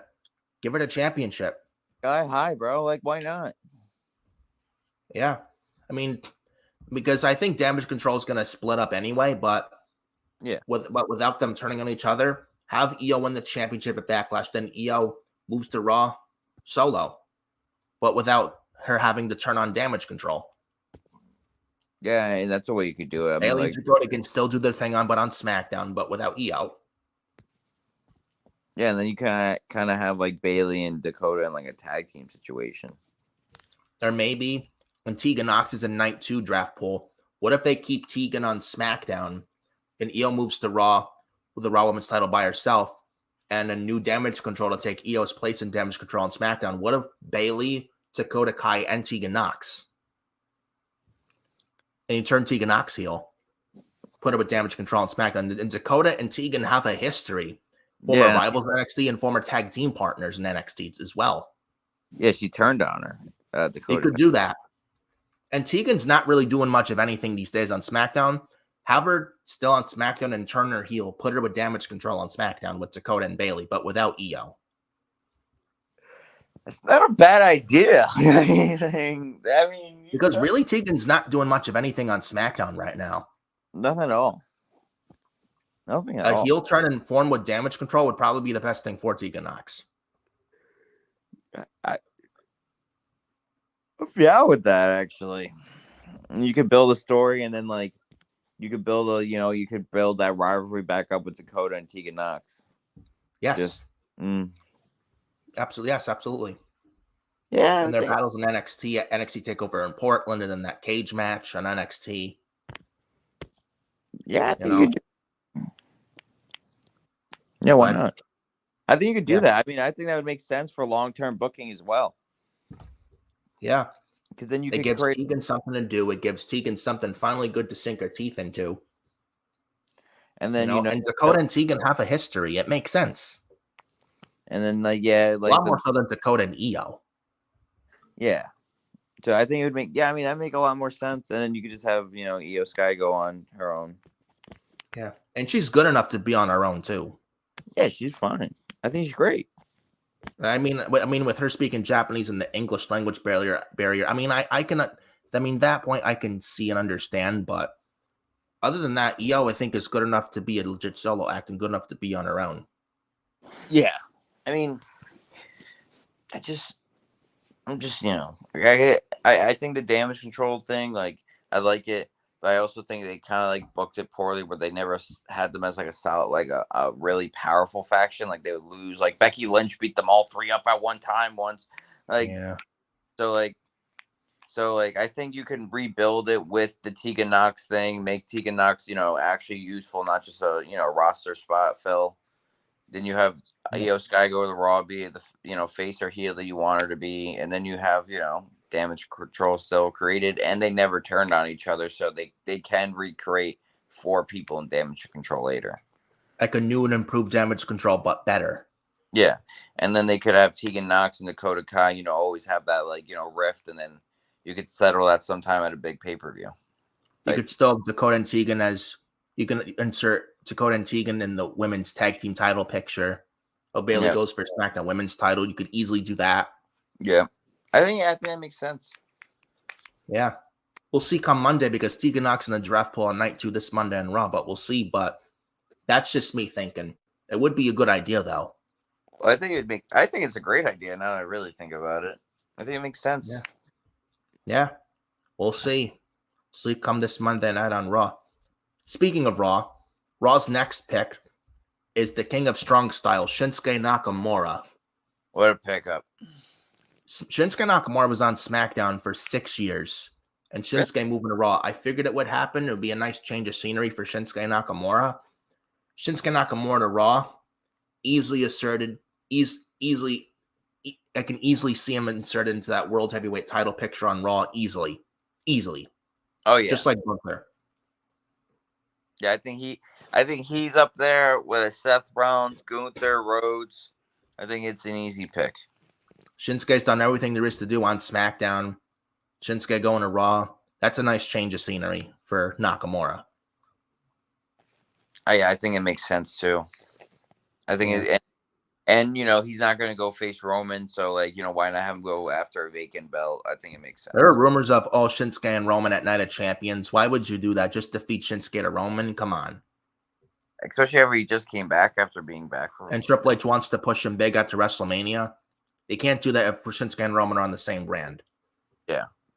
Yeah, no, because then you're always chasing the world title, and then how is he going to get a world title if Roman's the champion? Then it's like he loses to Roman. What's he going to do? Challenge for the US or IC title? Come on now, man.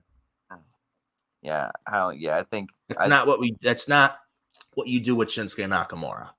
I think he should go. Yeah, I think he should go chase after the World Heavyweight Championship. I agree. And makes me interested because Karrion Kross and Shinsuke Nakamura Got beat. They are fighting on SmackDown in Puerto Rico next week.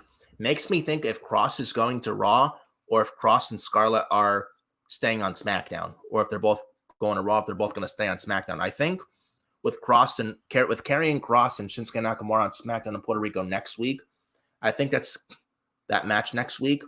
I really think I could see them both on separate brands after that. And after what happened last night, I wouldn't be surprised if Kross and Scarlett stay on SmackDown. Maybe they do. I would be shocked at that either. I also I'd be very surprised if they move to Raw. I think they're staying on SmackDown. I also could see them having Karrion Kross and Bobby Lashley having a rivalry. Yes. Yeah. That's something new and different. Fresh, same thing with Kross, Roman, Kross, and Styles. Karrion Kross and AJ Styles. Yeah, I think that could work as well. Karrion Kross and Edge. Yeah. And especially if you involve Beth Phoenix with Scarlett. Oh yeah, that would work really good. Karrion Kross and Edge, take my money. I could see Kross staying on SmackDown. Yeah, I think. And then you could have Kross and if he gets enough momentum, he could go after the U.S. title. Yeah, I think it makes sense. Yeah, Karrion Kross and Austin Theory, they fought each other once before a couple years ago in NXT, in an episode of NXT, when Austin Theory was part of the Way with Johnny Gargano. Yeah, I mean that was when Kross was NXT champion at the time. Yeah, I mean, and then you could have it in a turntable scenario where Theory's the champion and Kross is the one chasing. Yeah, I think it makes sense. Maybe give Karrion Kross the United States Championship. Yeah, because I mean, they made his big signing. He was in a Drew rivalry, and then he kind of just drifted off to trying to end Rey Mysterio here for 3 weeks. And then feuding briefly with Riddick Moss or Madcap Moss, who's now Riddick Moss. They got rid of the Madcap name. Good. Yeah, I saw that. That was a Vince thing, and Triple H got rid of that Madcap Moss name. Good. Yeah, So Karrion Kross feuding briefly with Riddick Moss, then brief feud with Shinsuke Nakamura. Yeah, none of them are that long, so I think you could really commit him to something with that. If you have him go against Bobby or Austin Theory. Yeah.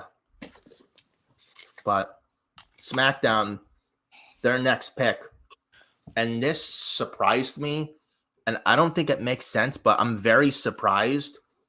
I mean, doesn't make sense. I'm very surprised. Doesn't make sense to me. Very surprised to see this, and I thought it's when Shawn Michaels and Road Dogg were out there, it's it's got to be NXT picks, and it was. Mm-hmm. And I thought, I was oh, is it going to be Katana Chance and Kaden Carter? Is it going to be Tyler Bate, Ilya Dragunov? Is it going to be Braun Breaker? Is it going to be Grayson Waller?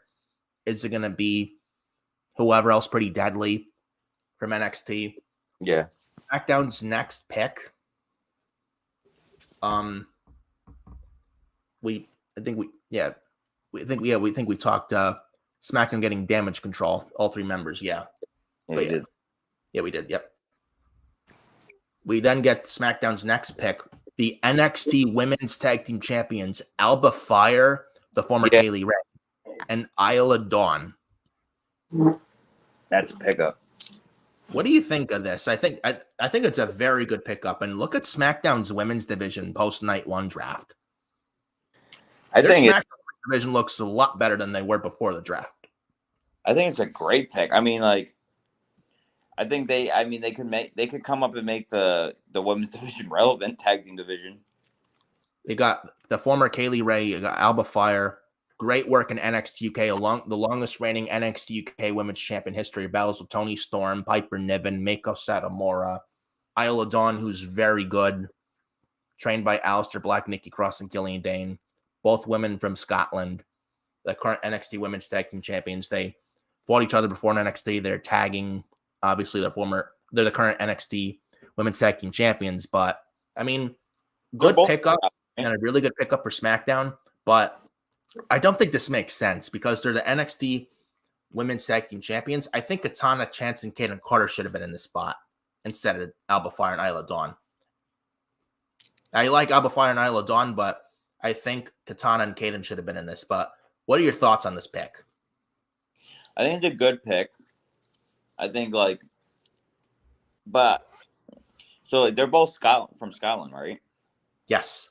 So do you think Isla Dawn's from Glasgow, Scotland. Alba Fire's from Johnston, Scotland. So do you think they're thinking about making a faction with Piper Niven? I did read on Twitter a rumor out there. I think it was right before NXT Stand and Deliver earlier this month. It was like that when WrestleMania is in town, when WWE's in whichever town for WrestleMania weekend, they interview these wrestlers and such. Mm-hmm. The area they happened to interview Alba and Isla right before Stand and Deliver. And I remember, and I heard Alba and Isla saying that they would love to form a Scottish women's heel faction, including Alba Fire, Isla Dawn, Piper Niven, and Nikki Cross. Yeah, that makes sense. And Piper Niven and Nikki Cross are on the Night 2 draft pool. Maybe this is to be. Maybe they get their wish. It would make sense. Move Nikki Cross to SmackDown as well as Piper Niven. Piper Niven, give her a nice change of scenery, move her to SmackDown. Same thing with Nikki Cross. There's no more Nikki ASH. She's back to the NXT Sanity Nikki Cross. Yeah, the good Cross. Why not? Move Nikki Cross to SmackDown. Move Piper Niven. That would be a heel faction, though. You got Damage Control. Or I don't know. Maybe eventually you turn Bayley, Dakota, and Tegan face. And feud them with a heel Alba, Isla, Piper, and Nikki Cross. Who knows? On SmackDown. Or maybe you have Alba Fire, Isla Dawn, Piper Niven, Nikki Cross with Bayley, Dakota, and Tegan of Damage Control. Maybe you have those at least 7 SmackDown ladies. Maybe have that for this November Survivor Series War Games match with War Games. Alba Fire, Isla Dawn, Piper Niven, Nikki Cross against Bayley, Dakota Kai, Tegan Knox, and a 4th SmackDown woman. Maybe Bianca. I think we should be the bookers. Maybe have that be the Women's Survivor Series War Games this November. Survivor Series with War Games. I think that makes sense. But I just gotta see where Piper Niven and Nikki Cross go. Because if they don't try to make that faction with them, then I'll understand the pick. Yeah. If you don't move Piper and Nikki to SmackDown, why would you choose Alba and Isla to get called up to SmackDown? I would have put Kaden Carter and Katana Chance in this spot, to be honest, because they're ready for the main roster. They've been ready. So they don't move them over to make this faction, then you're right. Casey Catanzaro, now Katana Chance, has been on NXT since 2018. Yeah. That's a long time to be there in NXT. She's been there for 5 years. Same thing with Kaden Carter. Yeah, so that's why it's if they don't make that faction, then they should have just picked them. Kaylee Ray's been in NXT for just not even 2 years. Isla Dawn, not even that long in NXT. And Isla Dawn was like the heart and soul of NXT before they shut them down late last year. Well, then they're NXT champs, so then they're going to drop the belts. The Carter, she's not the champ, so it'd been easier to pick. Kaden Carter and Katana Chance after this round 4 draft, they went up to Alba and Isla, say that we want to rematch this Tuesday in NXT. With that being said, I could see Katana and Kaden winning back those titles. So it's why'd you take, Katana and Kaden held those NXT Women's Tag Team titles for a very long time, lost them at NXT Vengeance Day to Kiana James and Fallon Henley, which Fallon and Kiana winning those titles at Vengeance Day didn't make sense. So if Katana and Kaden win back those titles this Tuesday at NXT, why'd you give Kiana James and Fallon Henley the titles at Vengeance Day? Yeah. Why'd you give Alba and Isla the tag titles at Stand and Deliver earlier this month? Better yet, why'd you give Fallon Henley and Kiana James the titles this past February at Vengeance Day? When Kaden and Katana could have retained at Vengeance Day and could have still been the NXT Women's Tag Team Champions by now. Mm-hmm. It doesn't make sense. If you don't move Piper Niven and Nikki Cross to SmackDown, this move doesn't make sense. Alba Fire and Isla Dawn to SmackDown. Doesn't make sense if they don't move Piper and Nikki to SmackDown. No, it doesn't at all. I mean, it doesn't make sense regardless, but it'll look more not make sense at all if they don't move Piper and Nikki to SmackDown. Yeah, they need some substance to it. Or if Alba and Isla retain on Tuesday, Raquel Rodriguez and Liv Morgan are the current women's tag team champions on the main roster, right? Do we merge both sets of women's tag team titles and take the women's tag team titles completely away from NXT? NXT doesn't need a women's tag team titles. That's a good question. I don't know what they're going to. Katana and Kaden are the only legit women's tag team in the company. That's it. Yeah. Liv Morgan and Raquel Rodriguez are not a tag team. Alba Fire, Isla Dawn are not a tag team. They're both from Scotland, but they're not a tag team. No, he's thrown together. Ronda and Shayna, good friends, but I don't know. Ronda's not that good, but Shayna I like better than Ronda. But Damage Control, not really a tag team.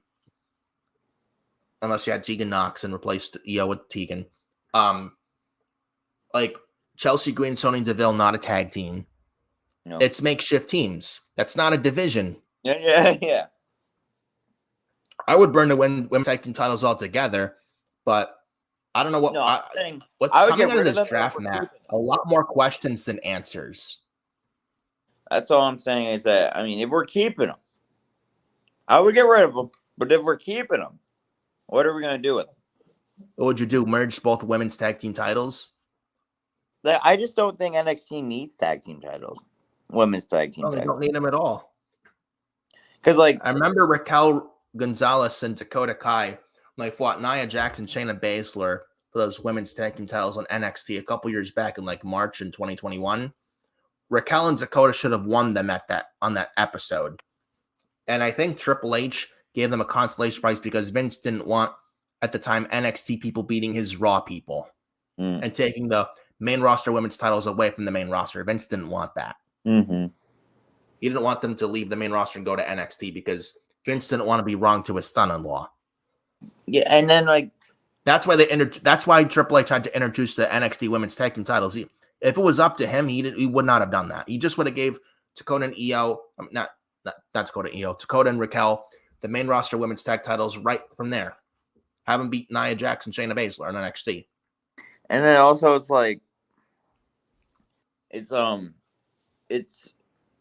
if you have those NXT titles, who's going to challenge? If Chance and Carter don't get called up, are they just going to run with those titles for another 5 years? There's nothing left for Katana, Chance, and Kaden Carter to do. There's nothing left for Katana and Kaden to do down there in NXT. They've done everything.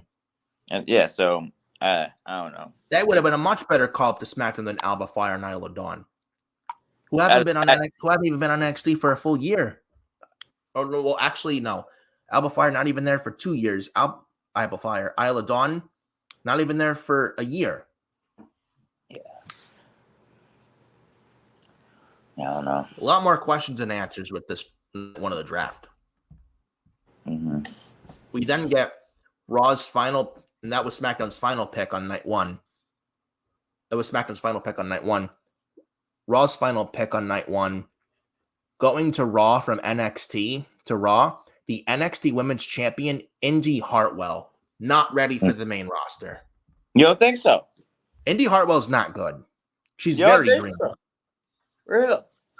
Unless, though, I think with this, and Ty Moore got it in the chat, said it, Dexter Loomis, he's still on Raw with the SmackDown LowDown Supplemental Draft Part 1. So Dexter Loomis still on Raw. Yeah. Unless they pair Indy Hartwell on Raw with Dexter Loomis on Raw, the Index. Unless they do that, Indy Hartwell's the Raw doesn't make sense. And she's not ready. She's still very green as grass. If you watched NXT Spring Break in this past Tuesday, Indy Hartwell got hurt. Yeah. Her finisher's really not good. It's a plain moveset. She's not good. She's very green. Do you think they're just trying to bring Johnny Gargano, Dexter, and all them back together? With Dexter Loomis staying on Raw as well as Candice LeRae and Indy Hartwell going to Raw, I was hoping Candice and Johnny moved to SmackDown, but Johnny Gargano's in night 2. Looks like Gargano's staying on Raw. I would have moved him to SmackDown definitely. But I don't know. I just don't. Indy Hartwell, current NXT Women's Champion, and she's drafted to Raw. Why? Why? Why are champions from NXT getting drafted? Why couldn't we get Pretty Deadly? And I thought we would get them last night. Maybe they sim for night 2. Indian Hartwell, I'm just, in between, but I know I see that you're very big on her not being ready. She's been in NXT for years, but she needs a year or 2 left in NXT. You think so? And she got really lucky at Stand and Deliver winning that ladder match for the NXT Women's title. Tiffany Stratton should have won that. Now, what do you do with the NXT Women's Championship, though? That's what I was wondering. Do they vacate the title? Do they give Stratton the championship? Do they give Roxanne Perez back the title? What do you do with the NXT Women's title? Are they just going to do what Solo did when he won the North American? And be like, I got to drop Has to vacate the championship? Yeah. I don't know, man. It doesn't make sense to draft Indy Hartwell. Pretty Deadly should have been in that spot. They would have been a much better call-up, and they're ready. Yeah. Indy Hartwell's not even close to being ready. Unless you put her when they form the way of Dexter, Indy, Johnny, and Candice. Unless they do that, I don't know why you would draft Indy Hartwell to Raw. I'm sure that's what they're gonna do. I would hope. Otherwise, it doesn't make sense to put her on Raw. Otherwise, she's not ready. I mean, they were all standing out there on Stand and Deliver when she won the belt, so. Yeah. I don't know. I think it's a waste Raw pick. Yeah. But yeah. Yeah, just like the Miz, a wasted pick. I think it's a wasted pick.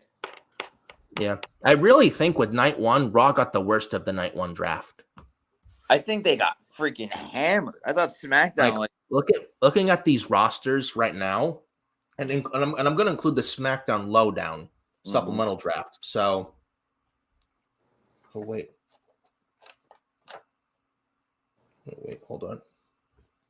Wait.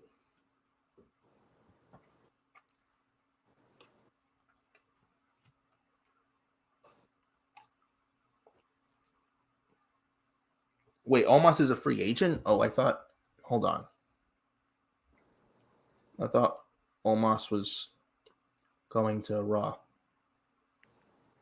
No, he's not. Huh.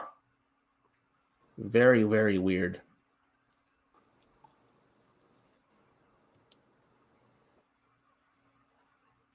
Wait, what? Well, I thought Omos was drafted to Raw. He's not. Oh, I thought Omos was drafted on the supplemental draft. No, keep him that way. Keep him on Raw. Same thing with Ziggler and Mustafa Ali. Huh. Very, very strange. I don't know, man. But Zoe Stark to Raw, Viking Raiders, Natalia, Maximum Male Models, JD McDonough, Dexter Loomis, Chelsea Green, and Candice LeRae and Apollo Crews to Raw. Well, SmackDown gets Hit Row and Lacey Evans. SmackDown got the shit out of the stick on that one. Holy crap. Supplemental. I don't know, man. I mean, I think night 1 TV draft, SmackDown got the better. Oh, by far. Raw got the shit under the stick outside of Cody and Imperium, but that's about it. Miz and freaking... Bro, come on. Indy Hartwell. They got Drew McIntyre. And McIntyre, yeah. Matt Riddle. Matt Riddle's a high pick right there, though. Yeah. Becky Lynch was the second pick in the draft. But yeah, I don't know about that one. Yeah, I like Becky Lynch. But I do think the Raw got the better of the supplemental draft part 1, to be honest with you. Yeah. They definitely did.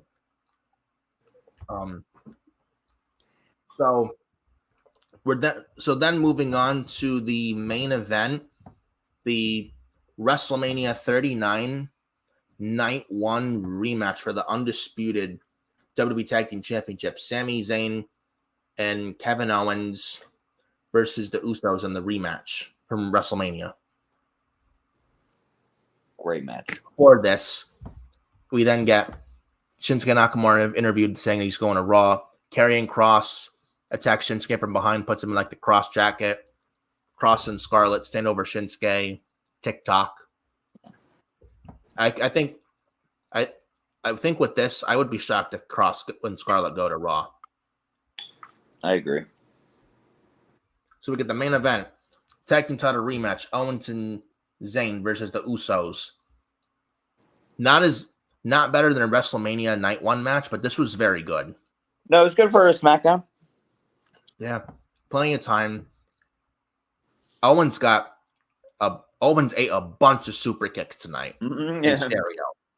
Owens got his ass beat tonight, big time. Sami Zayn went for over the adult rope dive. Eats a mid-air super kick, did Sami Zayn. We got Owens getting super kicked and super kick. Owens kicks out and kicks out. Kevin Owens with the just keep fighting thing. There was even one point where he kicked out of a double super kick or something. Immediately he stood right up and still kept on fighting back. We then get Sami Zayn hitting a sunset flip bomb. Jay kicked out. Blue Thunder bomb by Sami Zayn. Always beautiful. Love the Blue Thunder bomb. Jay kicks out of the Blue Thunder bomb. We then go to a commercial break. Then after the break, Sami tags in Owens. Owens sends Jimmy right in the corner. Cannonball from Kevin Owens. Jimmy hits a superplex on Owens. Owens then hits a Fisherman's Buster off the top, which was very nice.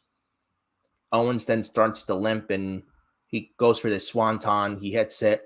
Jey Uso kicks out of Kevin Owens' Swanton bomb. And then Sikoa and Heyman were then shown backstage.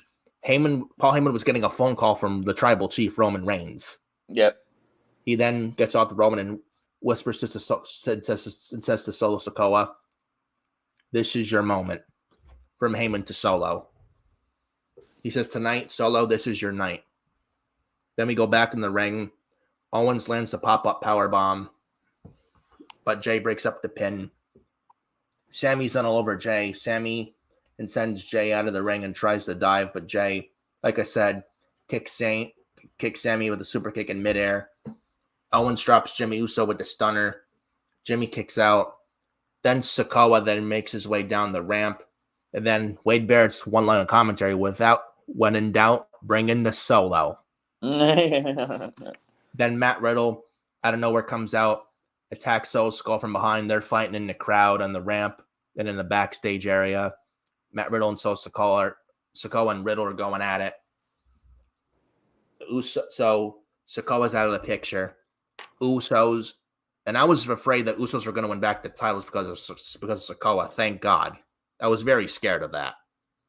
Oh, I was so scared. Especially with Night of Champions in Saudi, because Sami with Kevin and Kevin with Saudi, or maybe that's changed. I don't know. But I was very scared they'd lose the titles here back to the Usos. I was very, very terrified of that. I thought they were losing. I was like, I have a bad feeling Usos are winning back those titles. That would have been stupid, really bad. Shit, creative booking 101. That would have been Vince written all over it. That was Triple H's call, I think. Yeah, I would have been pissed if they did that. Yeah. So Riddle and Sikoa go at it. Sikoa's out of the picture. Usos then do his double super kick on Kevin Owens, and Owens ends up kicking out. The Usos then double super kick Sami as he tried to get back in the ring to help his partner Kevin Owens. Owens then eats another double super kick from the Usos. Owens kicks out again. Then Jimmy holds Owens while Jay lands another super kick. Owens kicks at one. He got right back up to his feet. Almost no-sold it. Only to get another super kick. And then the Usos set up Kevin Owens for the 1D, their tag team finisher. But Sami pulls Jay out of the ring. They don't hit the 1D. Sami pulls Jay out. Owens lands this. Sami sends Sami sends Jay. Takes out Jay on the outside to Sami. I think throws him into the steps.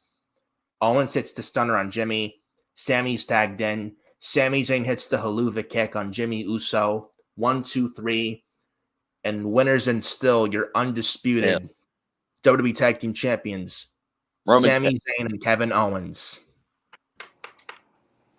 Then after the match, we then get Sikoa making his way back into the arena.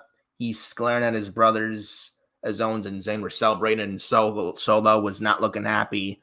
And Usos, not a good look on their faces either, as they're going to have to face Roman very soon. I can assure you that.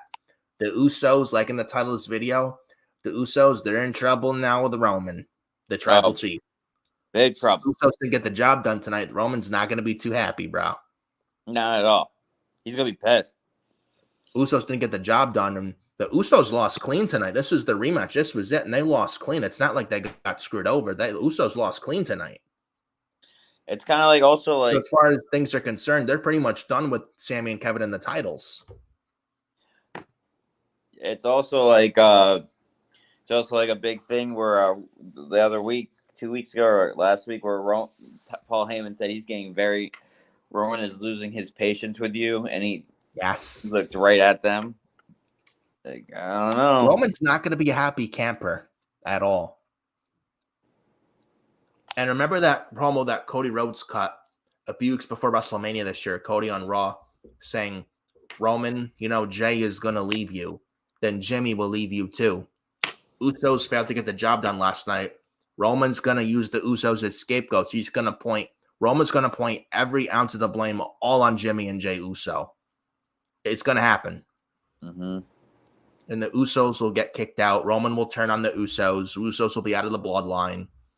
Probably a Solo and Roman versus Usos feud. Yeah, a little bit. Well, they're gonna cost. They're probably gonna cost Roman the belts against Cody. And then you'd make Jay versus. Have Roman lose, but he loses because of the Usos. Then would you make Roman versus Jay, like a build to Mania or like Survivor Series or something like that? Yeah, or like a big SmackDown episode. Yeah. Then Jay leaves Roman, then Jimmy leaves Roman too, then eventually Solo leaves Roman. He's the chief without. And then it's it for the bloodline. Maybe it leads to Solo and Roman at WrestleMania in Philly next year. And Solo goes over, then Roman can go off to Hollywood. And Solo can be built as one of the top stars, as one of the next future pieces of the company. Instead of Cody and Roman at Mania next year, which I doubt is happening. Take that with a grain of salt. There's no way they make me wait a year, right? I would take that. I would really take that with a grain of salt, really. No way, right? Yeah, that's too long. Like everyone was like, it was said, oh, Rock and Roman definitely happened this year Mania, and it was like, oh, it's happening. Never happened. That's what I'm saying. Cody and Roman at WrestleMania 40. That's what I'm saying with that. Take it with a grain of salt. It was the same thing with Rock and Roman, WrestleMania 38 and 39, and it never, ever happened. That never, ever happened. Like, it's like, really, this WrestleMania 40, Cody and Roman, please take that with a grain of salt. Yeah. I don't see it happening. Yeah, me either. Cody and Roman rematch at SummerSlam. That's the way to go. Especially if you want to make SummerSlam like the WrestleMania of the summer. Like, you gotta give it that storyline. Yeah. And Detroit, Michigan, Ford was the home of WrestleMania 23. The last time WWE pay-per-view was there since then. Yeah. In 07, April 1st. Oh, crazy. Yeah. Why not? You got to build it as big as that. Mm-hmm. Look no further than Cody versus Roman in the rematch, and Cody goes over this time, but you have Cody win the belts from Roman, but Roman doesn't lose that clean. The Usos end up costing him, or Solo accidentally cost Roman the titles. Yeah, I mean, that'd be fine. Like Cody said in the promo, a Roman with no more reigns, a chief without a tribe. I think, they're preparing that. I've been waiting. Cody did not say that for nothing. No. No, Cody, people like Roman, everything they say, it means something. And it could be something it could also mean something next week. It also could mean something 7 months from now. Yeah. And like I said earlier in the video, I think there's a reason they had Cody and Roman on separate brands for now. Yeah, I agree. Cody's got to be locked to win Money in the Bank. Oh, but why not LA Knight? I don't think he's ready yet for a World Championship, LA Knight. He'll be ready, but he's not there yet. You don't think he's ready? Right now. Yeah. Yeah. Yeah. I think Cody Rhodes really is the most popular right now. You got to strike while the iron is hot with Cody. Yeah. Even after the WrestleMania loss this year, he's still very over. And he's still really pretty much the next face of the company is Cody Rhodes. Well, according to merchandise sales, he is. He outsold everyone again.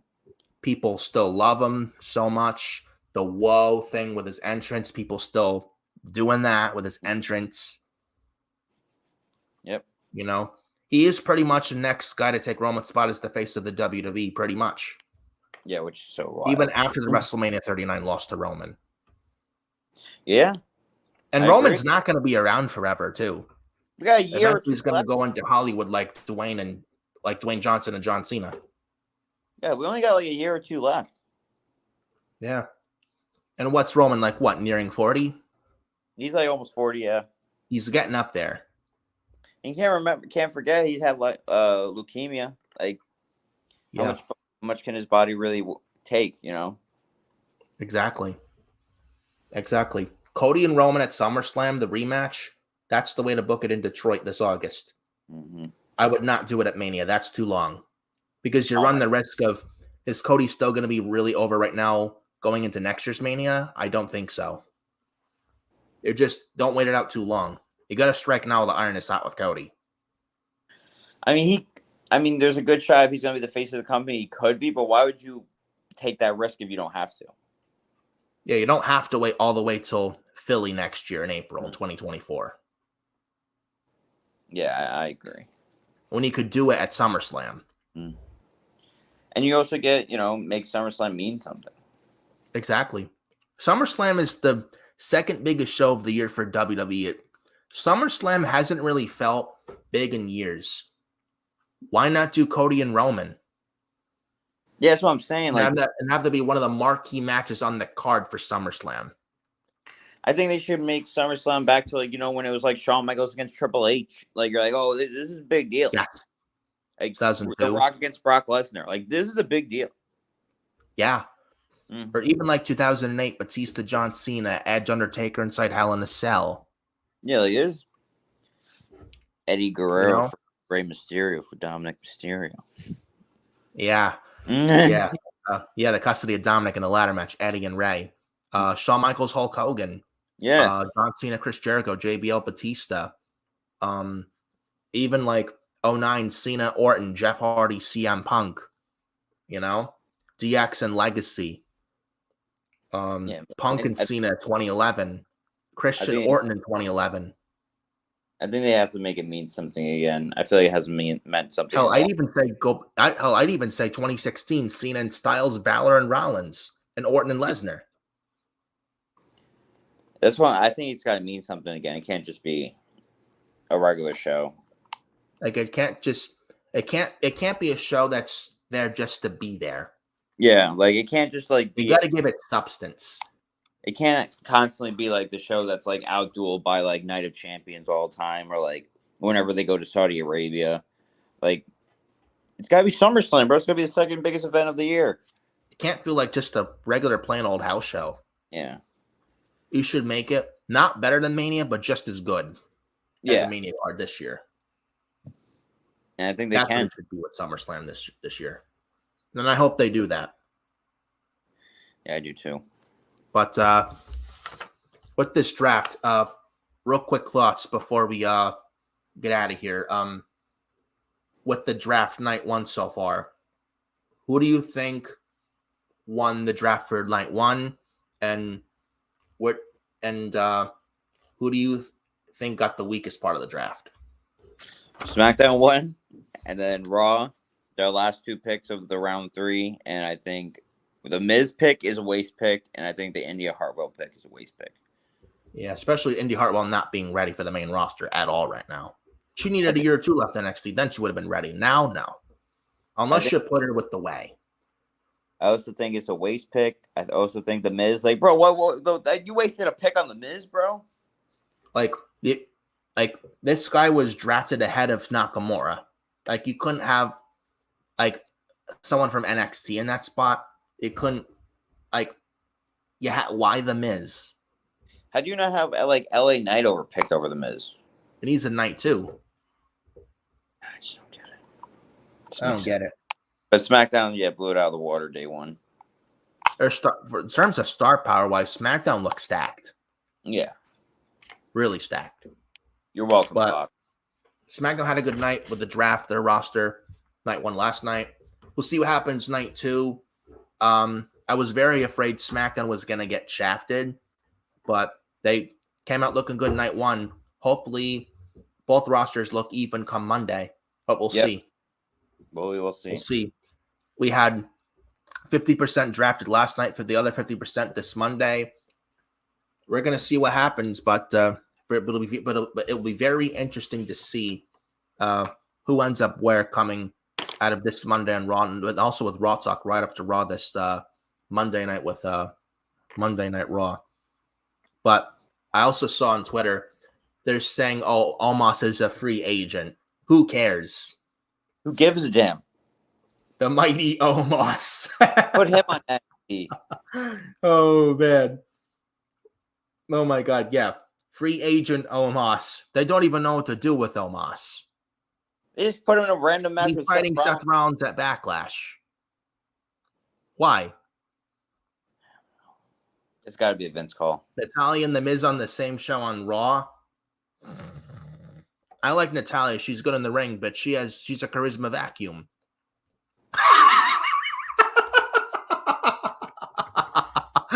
I can tell Matt Doherty's not a big fan of Natalya either. Yeah, she's not like her uncle. Let's just say. Oh my God. An Omos a free agent. Like, they're making a big deal. Like, Omos has no ceiling. Like a Nigerian giant, right? They're billing him as, right? But look at what's like. He lost clean to Brock Lesnar, Bobby Lashley, and Braun Strowman. Where's Omos's credibility? Gone. Bro, Look at Bronson Reed on Raw. You don't see him losing clean on Raw. They had a thing where he was like, someone said on Twitter that he has more, or I think it was Road Dogg, he has more upside than Andre. I'm like, bro, what are you talking about, bro? Has more upside than Andre the Giant and the Big Show. Yeah. What? Are you kidding? Are you serious? More upside than the Big Show and Andre the Giant? Fuck out of here. Yeah. Omos his talent. He has no talent. He is not even close to the talent of both the Big Show and Andre the Giant, of both the world's largest athlete and the eighth wonder of the world. Bro, Omos more upside than both Andre and Big Show. Fuck off. Him MVP to not talk on the mic anymore, and he still stinks. Yeah, that's the only thing that's keeping Omos relevant on TV. If he was not with MVP, he would not be on TV. Yeah, no. Omos has no fucking ceiling whatsoever. In fact, you could fire Omos tomorrow. No one would care, and it would be no big loss. The guy is worthless. The only thing I saw for him is if they somehow got Hurt Business back together and they had Omos be like enforcer, but that's it. Yeah, if Omos was the muscle for Hurt Business, okay, but Omos on his own, dog shit. Like, I'm not putting him over anyone. Like, who am I going to put him over? Braun Strowman is a much better giant than Omos, and Braun Strowman can actually wrestle. That's what I'm saying. So that's why I'm like... Even Von Wagner, though he's not ready for the main roster right now, even Von Wagner's a much better wrestler in ring than Omos. Yeah, he's and much Von better. Wagner in ring has actually gotten better in NXT. See, and Omos is just like, he's just a big guy. Like, that's all he is. Yeah. He's just big, can't wrestle, he can't talk, no charisma, no character. He's just big, he's just there. Nothing stands out about him. Yeah. Guy can't wrestle out of a paper bag. He's green as grass. He gets no reaction. People don't want to see him. There's a reason they have MVP with him because Omos can't talk for shit. Agreed. Oh, as far as I'm concerned, Omos's credibility is gone. He has no credibility anymore. He's lost clean to Bobby Lashley last year at WrestleMania in under 5 minutes. Lost to Braun Strowman at Crown Jewel last November in Saudi Arabia. Lost clean to Brock Lesnar earlier this year at WrestleMania in Los Angeles. Yep. Where it's like no one takes Omos seriously anymore. At least with Bronson Reed on Raw, you don't see him losing clean in like 3 times. or more. At least he's being protected. Omos, the losses to Lesnar, Lashley, and Strowman, like no one takes Omos seriously, and no one will ever take Omos seriously anymore. Yeah, I think it's terrible. It would take years to build him back up to where he was before he lost to those three guys, Lesnar, Lashley, and Strowman. But at that point, it's too late to rebuild Omos. It's too late. Omos is a dead act. Yeah, he stinks. Yeah. Omos a free agent. I wish they'd draft him to the unemployment line. Yeah. Seriously, get rid of Omos. He's not needed. He's like with Baron Corbin, worthless. Yeah. Hey, whoa. Relax. All right. There was something wrong with the mic. Yeah, no, my mic messed up a little bit. You're good. Okay. But anyways, folks, that is that for the night one review of the 2023 WWE Draft and SmackDown review from last night, April 20th of 2023. Follow me on Twitter at FioreNick579 and follow me Instagram, Nicholas Fiore 2014, Facebook, Nicholas Fiore 31. Hit the like, hit the subscribe also, and as well as the notification button. Hit the bell for all notifications. If you haven't done so, follow Matt on Twitter as well.